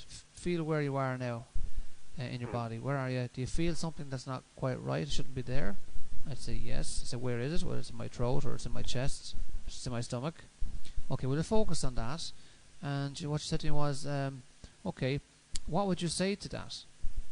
Yeah. And I'd say something like, well, I don't want you to be there anymore. Yeah. And she'd go through this process. You're actually kind of communicating with your own body. And, I just went with it, didn't really understand the process. And after a couple of times of doing this, I actually ended up having a fit in the counselling room. Right. Where I started to shake uncontrollably for about 2 minutes. And I ended up in floods of tears. And it was the strangest sensation, and I felt an unbelievable vibration go through my whole body, and it's something just seriously shifted.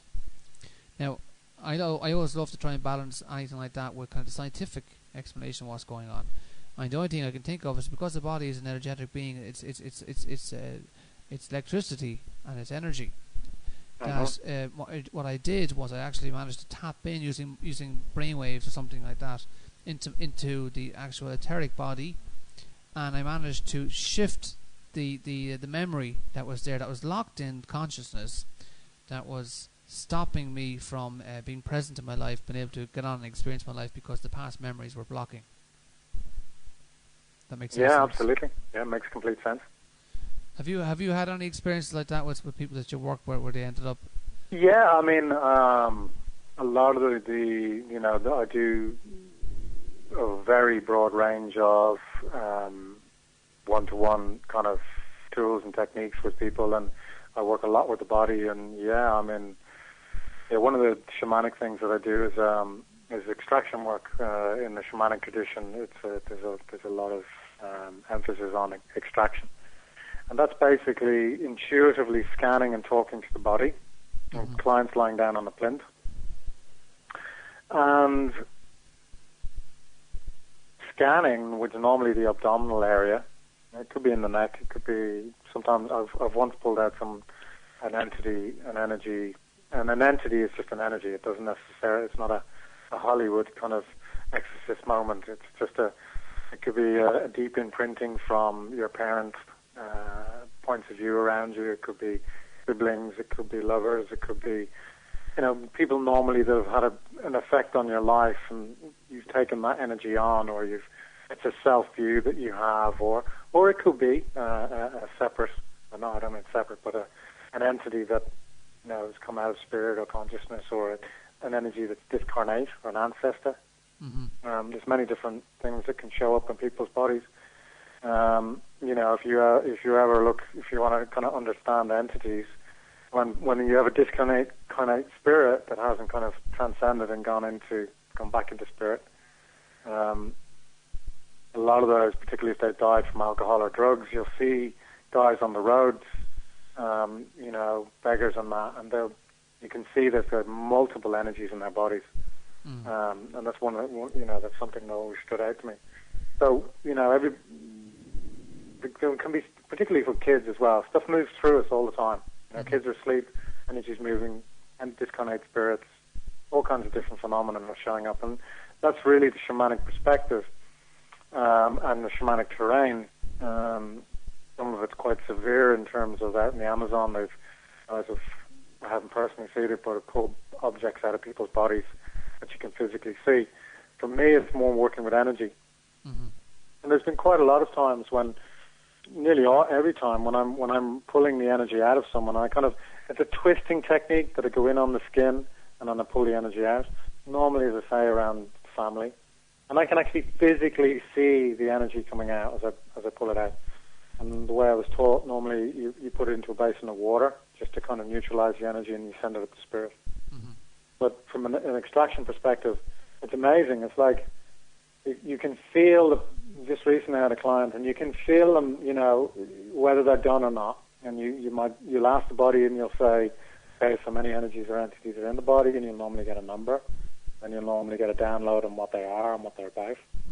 Maybe not a full story, but an idea. And then you'll be able to relay back, and they'll go, oh God, yeah, I had that connection here, there, there. And yeah, just recently I was working on someone's body, and it just wasn't right. It just was like, hang on, this isn't finished. And I said, you're all right? I said, yeah, I've got some stuff in my neck. And so I went, and then I worked on it, and it was like, and I just pulled this strong energy out of her neck, and everything was fine. The body was back in its ease. It was so totally settled, and it was grand.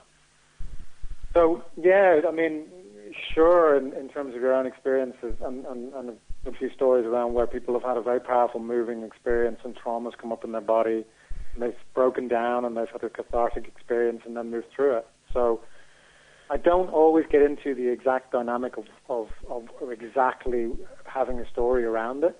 For me, I kind of just go, yeah, that was beautiful, great experience for you. Shifted the energy, it moved, and it cleared, and they're now in a very positive place. But yeah, extraction is very much a part of the shamanic technique, and there's even a technique within shamanism where within shamanism you have power animals that work as guides and allies, and have upper world guides that are more ethereal, as I said before, that may be ancestors that you're working with in terms of guides from spirit.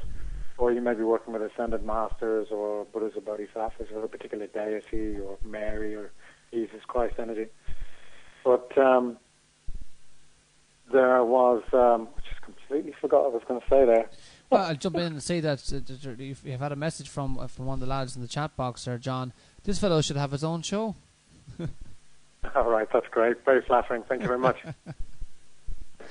But come here, listen, you've been talking now for a good while, well over an hour at this stage.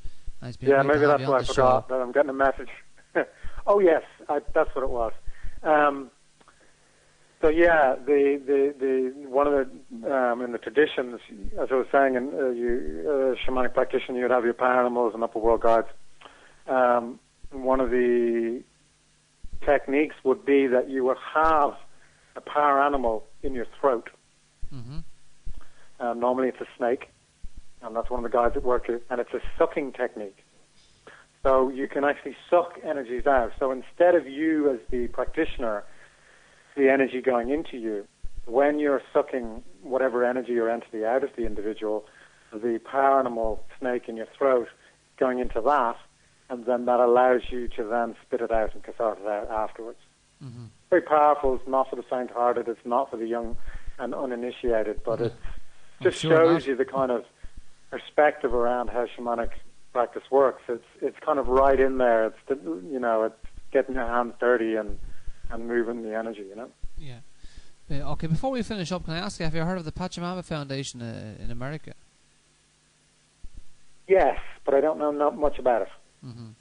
Well, the idea of the Pachamama is that it was set up due to the fact that the Ecuadorian shamans realized that their country's been destroyed by the Westerns dreaming the wrong dream, and they realized that they couldn't bring a fight to the Western people that were destroying their country because they're too powerful. So the only way that you could actually stop them from destroying their own country was to change their dream.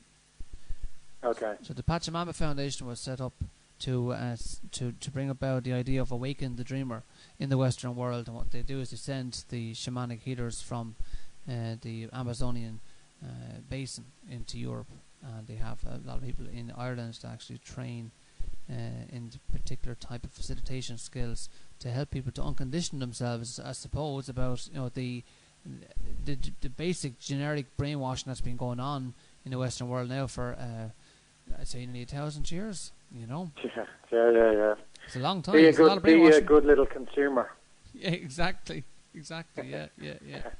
Absolutely. I mean, that's the biggest problem that we have is anytime you walk out the door, you've been sold something, And I mean, a lot, particularly in the Amazon, a lot of those shamans work with plant medicine. Yeah. Which are a huge amount of Western people have been going out there over the last, particularly 10 years and longer. Michael Harner, who wrote The Shaman's Path, was one of the first kind of Western people to go out and do work with the indigenous shamans and do ayahuasca. And as a plant medicine, it is an entity, it is an energy within itself, and it is very much a teacher plant, but it's neutral. Mm-hmm. And it brings people into a profound understanding of themselves. Mm-hmm. And it's one of the most powerful mirrors in terms of how we behave within ourselves and within our community and further afield, and the significance of what it is to be a human being on the planet. Mm-hmm. So those guys out there are kicking ass in terms of consciousness. Absolutely. So Glenn, thanks very much for coming on the show. It's been wonderful talking to you. There's been so much we've covered. It's great. We'll get John again because we haven't even covered everything that we could cover, really.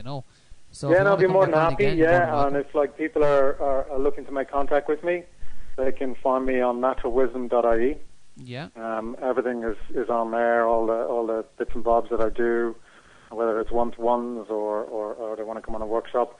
And I'm also going to be down at the Electric Picnic. I'm going to look for the multicolored teepee that you could see from space. It's a massive teepee. I'm going to have about 20-25 people at a time, and I'll be running journeys there all day Saturday and Sunday. So, yeah. Fantastic. Well, if I can get up there, I will. I don't think I'll be there, but I'd love to go up to the Electric Picnic. I've heard great things about it, and it's funny the way these things work out. But the oxygen has finished for some reason. And now you're going to get an awful lot of people that would have gone to oxygen will now be drawn to Electric Picnic that mightn't have gone before. I'm hoping we'll be able to pacify them. Yeah. I mean, a lot of young, crazy teenagers, late teenagers, early 20s will be probably showing up. But The great thing about the picnic is, yes, it's a big festival, but there's a huge area which is the body and soul. Yeah. And, there is a lot of really cool, chilled out, positive things that's going on there that's kind of going maybe a little bit against the grain of drugs and alcohol, which kind of balances things out a bit, Absolutely.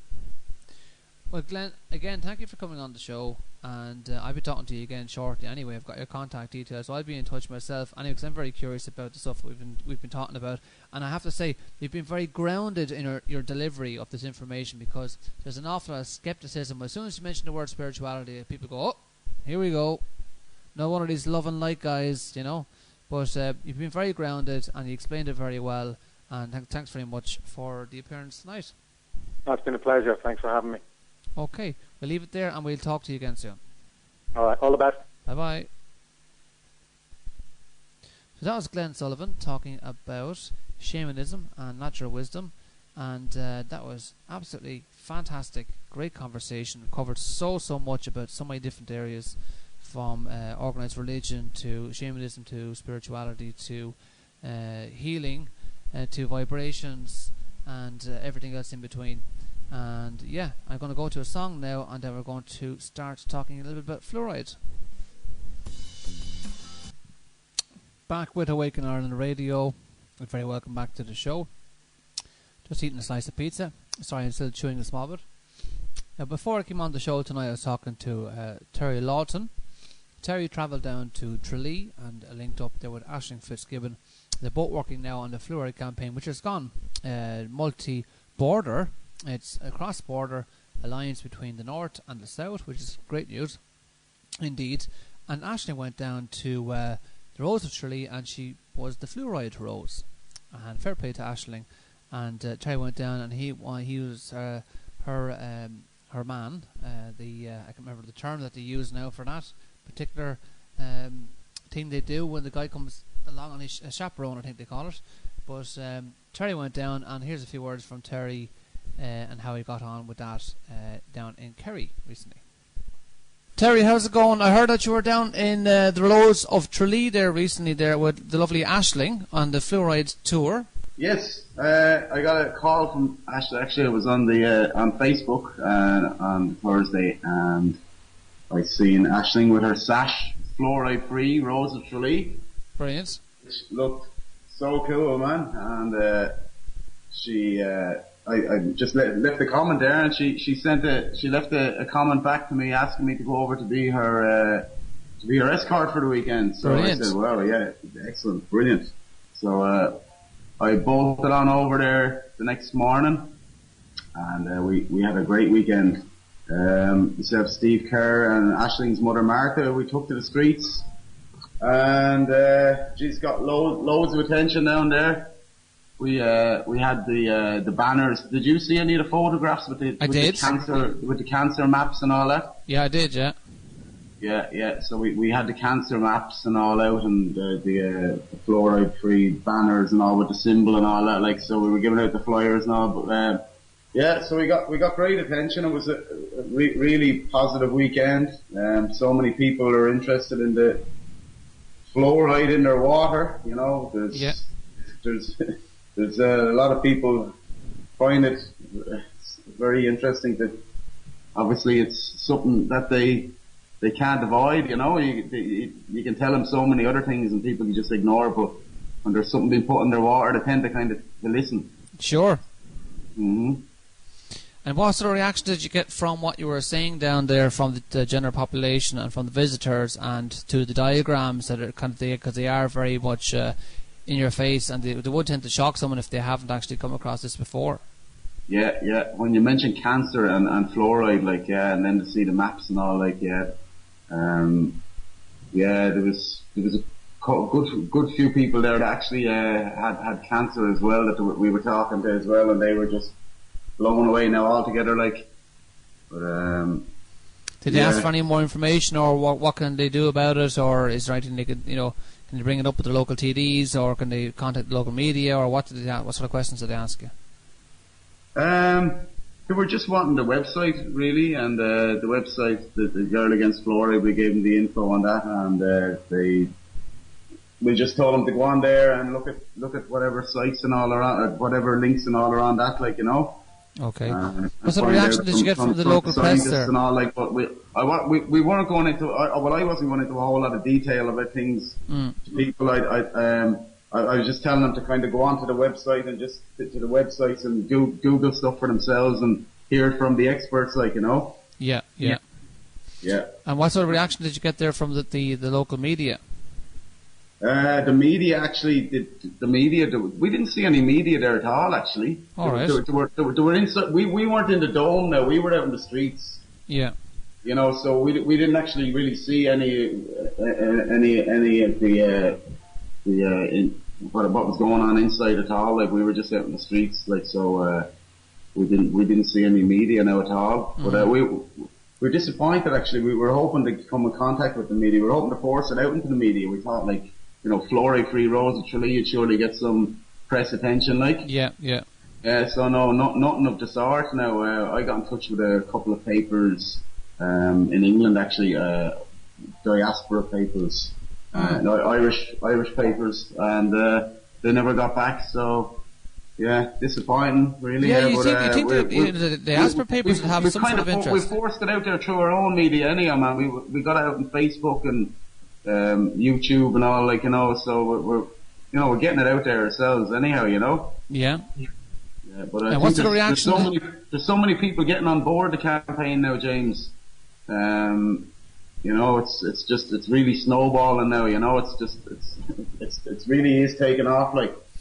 Yeah, there's a conference that was held there recently. It was in Mullingar. Oh yeah, that was a month ago. Yeah. Oh, there was a good few of us met up there. There's about 30 of us now met up all together. And, you were there at that too, were you? Sorry? You were at that too, were you? Yeah. And how did that go? Drove up there, yeah, brilliant. It was the first meeting of fluoride campaigners from around the country, like. Very good.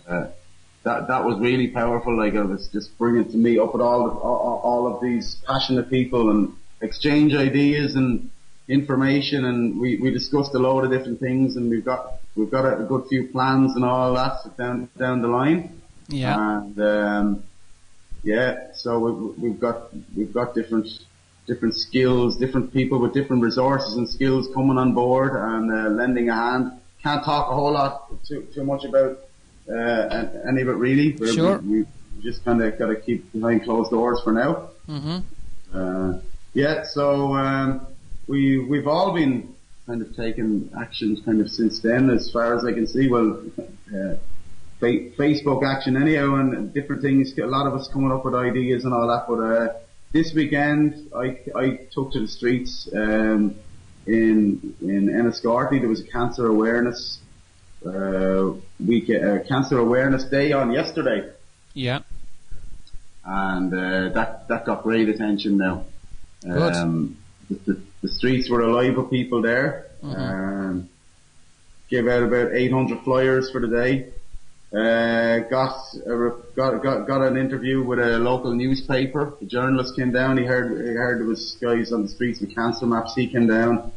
I got 2 minutes on Southeast Radio as well. The guy that organised the awareness day, he made it his business to get me on Southeast Radio. So very good. I got to plug the campaign and all on there as well. Great. Yeah, and so it was a really powerful day yesterday, man. Really seen things happening now. You know, so many people just really interested in the information we were presenting there now. Have you noticed a little bit of a difference in people's acceptance of alternative points of view when it comes to health recently? I certainly have. Oh, well, yeah, different points of view when it comes to everything. I think, you know, they're waking up to the things that are going on, man, you know, losing their jobs, losing their quality of life, man, and seeing all the lies being still pushed on them through the media. They know that the government is not there to look after them. Yeah. You know, the very opposite, you know, and so people aren't really surprised that we're being poisoned through our water. A lot of them, you know, obviously people are shocked, but they don't dismiss it, you know. Yeah. And the fact that the Dáil have reverse osmosis water treatment systems in the Dáil is unreal. Like, you know what I mean? All the politicians have that. Yeah. Actually, you'll be surprised now that you mention it. There were so many people that we spoke to in Tralee and also in Wexford yesterday that already have reverse osmosis systems. People that know about fluoride, that are drinking from wells and all this as well. Like, so there's an awful lot of people that are aware of the fluoride as well. Yeah. You know, that don't go near it now, you know. Mm-hmm. Yeah. But that's great to hear, because because these people don't normally talk about it, you know, outside of their close knit group of friends. You know, the general public would never know what sort of level of awareness is out there in the public with things like fluoride. Exactly. That's it. Exactly, and that's the beauty of a campaign like this. You know, all the people talking together on a street like that, like, you know, and you realise then how many people actually know what's going on, and here's another thing you could do, Terry. That it was done in Dublin. Alan, one of the original Boghill attendees, did this. I can't remember Alan's surname now. Apologies, Alan.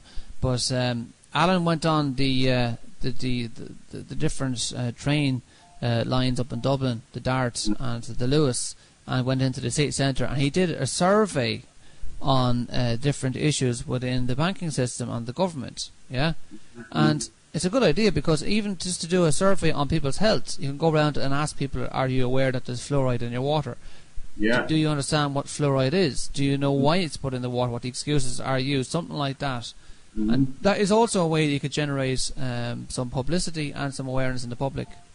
Definitely, and just ask them a few questions. You know, people like to answer a couple of questions, if you know, rather than you telling them stuff and all. Yeah, you ask them the questions. Exactly, that's it. Yeah. Exactly. You know, so that's something that can be done, and if it's done in the right way, and you have a clipboard and you make it look all professional, and yes, even if you had a little a little badge to say, like, clipped onto you that you're from Awaken Ireland or from the fluoride campaign or whatever, do you know what I mean? It gives it a bit more punch. And, exactly. I actually had a few T-shirts ordered up for yesterday, but the guy that was meant to do them let me down at last minute. But had everything else looking pretty well. I got all these lovely street banners professionally printed up on lovely tough PVC. Yeah. Nice colour banners, like 4 foot by 15 foot. Yeah. Banners, and look really good now. Very and have good. Nice colourful flyers, and nice handy sized flyers. You know, so you're not giving handing a big Bible out to people on the streets. You know.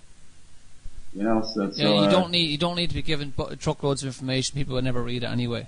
No, exactly. Nice bite-sized little stuff, just to the point, nice and colourful, nice and presentable. You know, just Yeah. Yeah. So what's the next thing then for the fluoride campaign in the local areas or nationally or? Well, I'm planning on covering the whole southeast now. I'm going to go full on at it now. I've got all the banners here now. I'm set up like I'm ready to just rock and roll all around the southeast, basically, to do all the major towns and whatever villages as well, maybe even. Okay. Thing is, obviously we need funding, and you know, I've been funding my own operation so far. Yeah. Like, it costs money to go out in the streets and just give out the flyers, like, you know. So, you know, to get the cards done up, I mean, like, you know, it's not that cheap, you know. So we're hoping to get a bit of funding, and also like you go out and just give out thousands in a day, like, you know. Okay, how can people contact you to throw you a few bob there, Terry, to help you fund that? thegirlagainstfluoride.com. Yeah.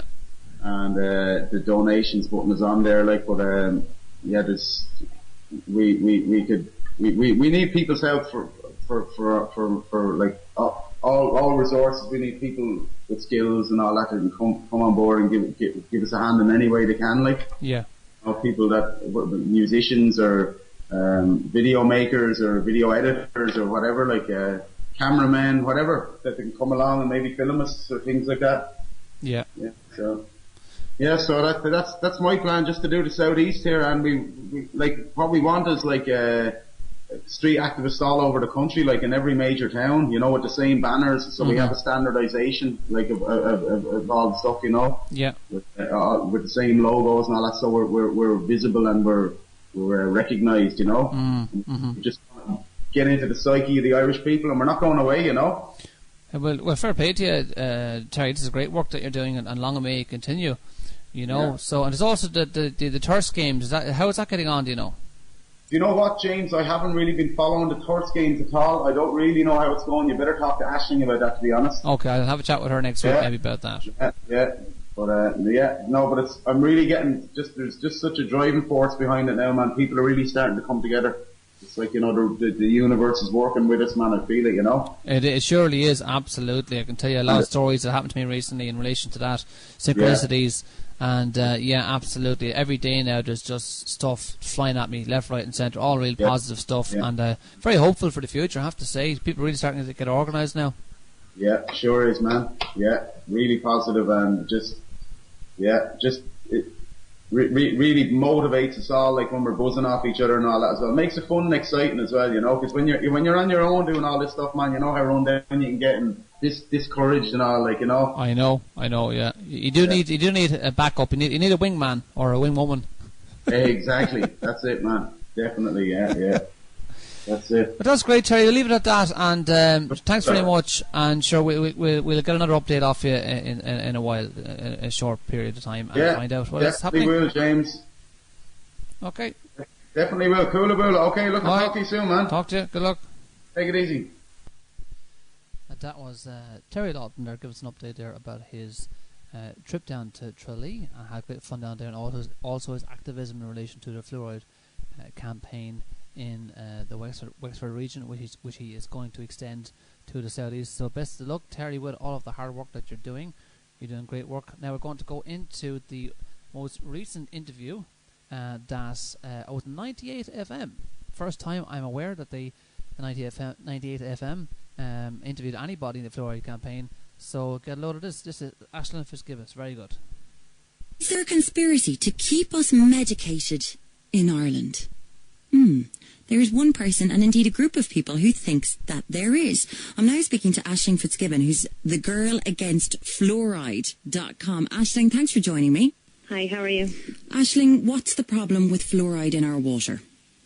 Well, fluoride in our water is actually coming from hydrofluoric acid, which is a toxic industrial waste, which not only includes fluoride, also includes lead, aluminium, mercury, uranium and cadmium. So it's basically a heavy metal cocktail that's been added into our water supply, and this has been happening in Ireland since 1964.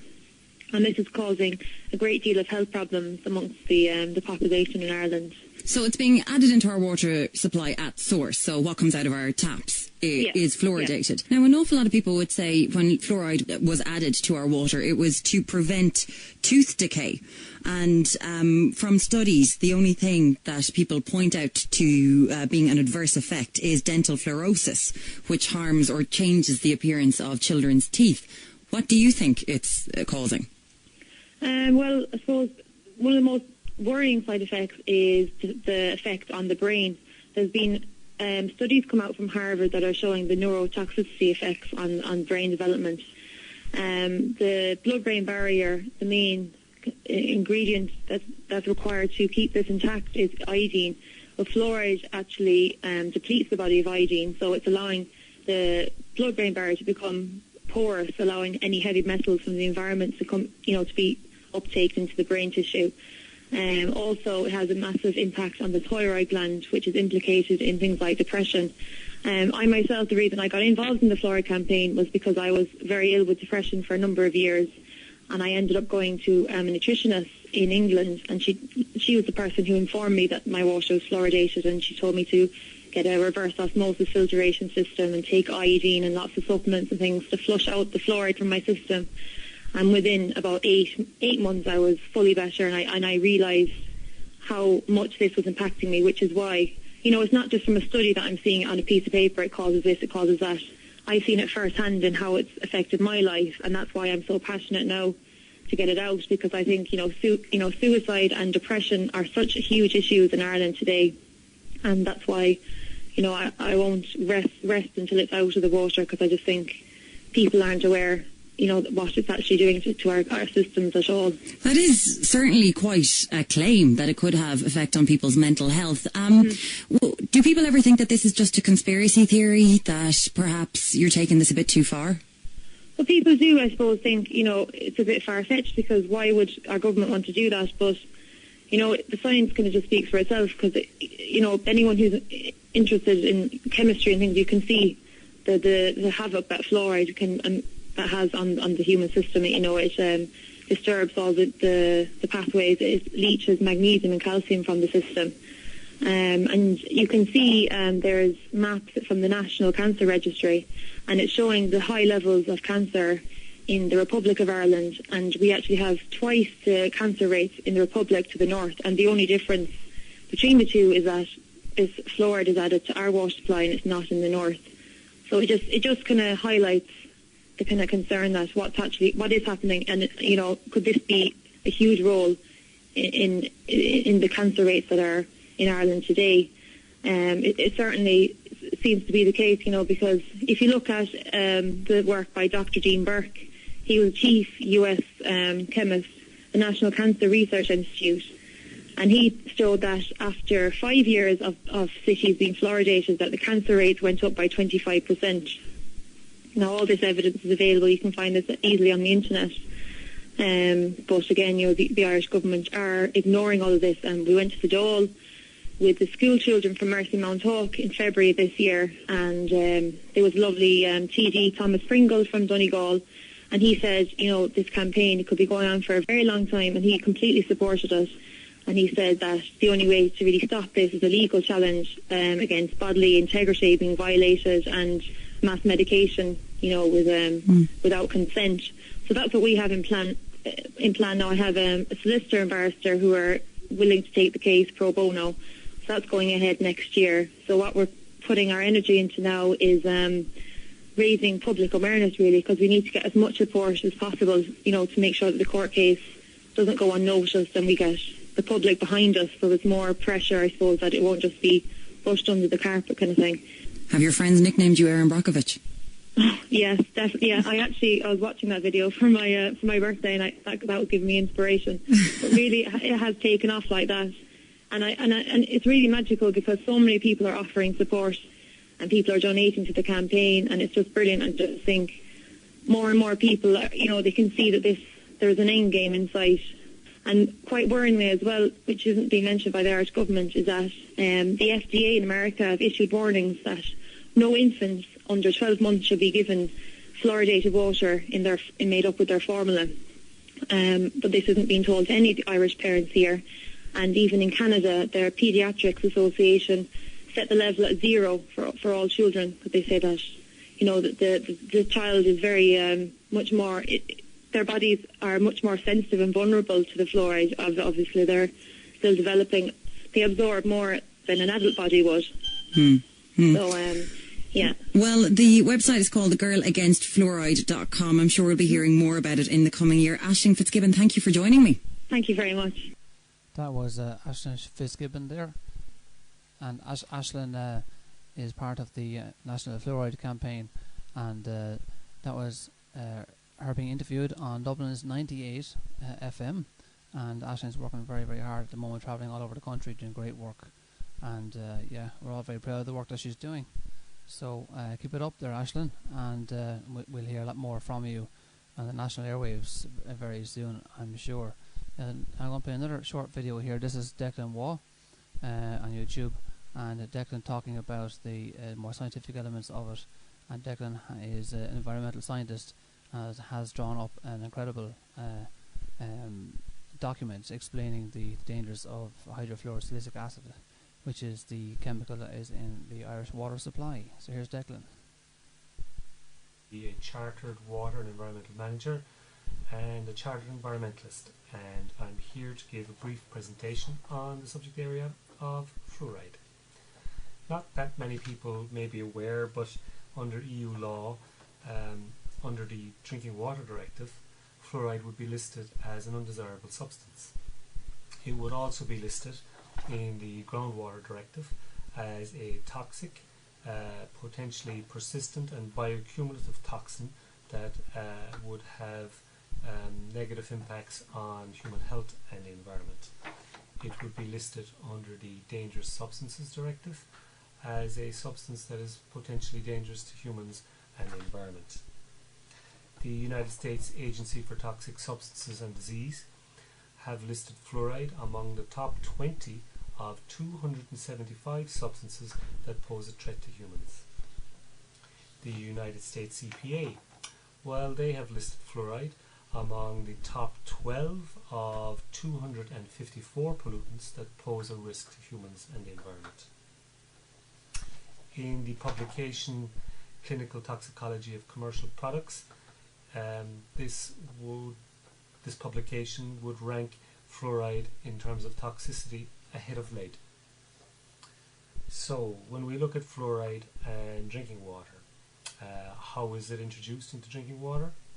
Well, in Ireland, the HSE purchase fluoride in the form of hexafluorosilicic acid from a company in the Netherlands and imported into Ireland, where it is distributed to approximately 275 water treatment plants and injected into our drinking water supply at a concentration of about 0.8 milligrams per litre. It is interesting to note, by the way, that in the Netherlands the government do not add fluoride to drinking water supply, as they believe that it is potentially environmentally harmful and also has potential to cause human health impacts on their citizens. So they don't do it, but the Irish government purchases chemicals from them to expose their own citizens to these particular risks. So when we consume fluoride in the form of fluoridated water, the first target organ that it reaches is the stomach. And in the stomach, where the pH is typically in the region of about pH of about 2, which is very acidic, fluoride ions form a substance called hydrofluoric acid. That is the first reaction in the human body that fluoride ions undertake, and hydrofluoric acid is not a particularly safe or pleasant substance for the human body to have to deal with. Once it passes from the stomach into the blood supply, fluoride ions in blood plasma act as an enzymatic poison in the human body, and they do so by being metabolic inhibitors in the human body.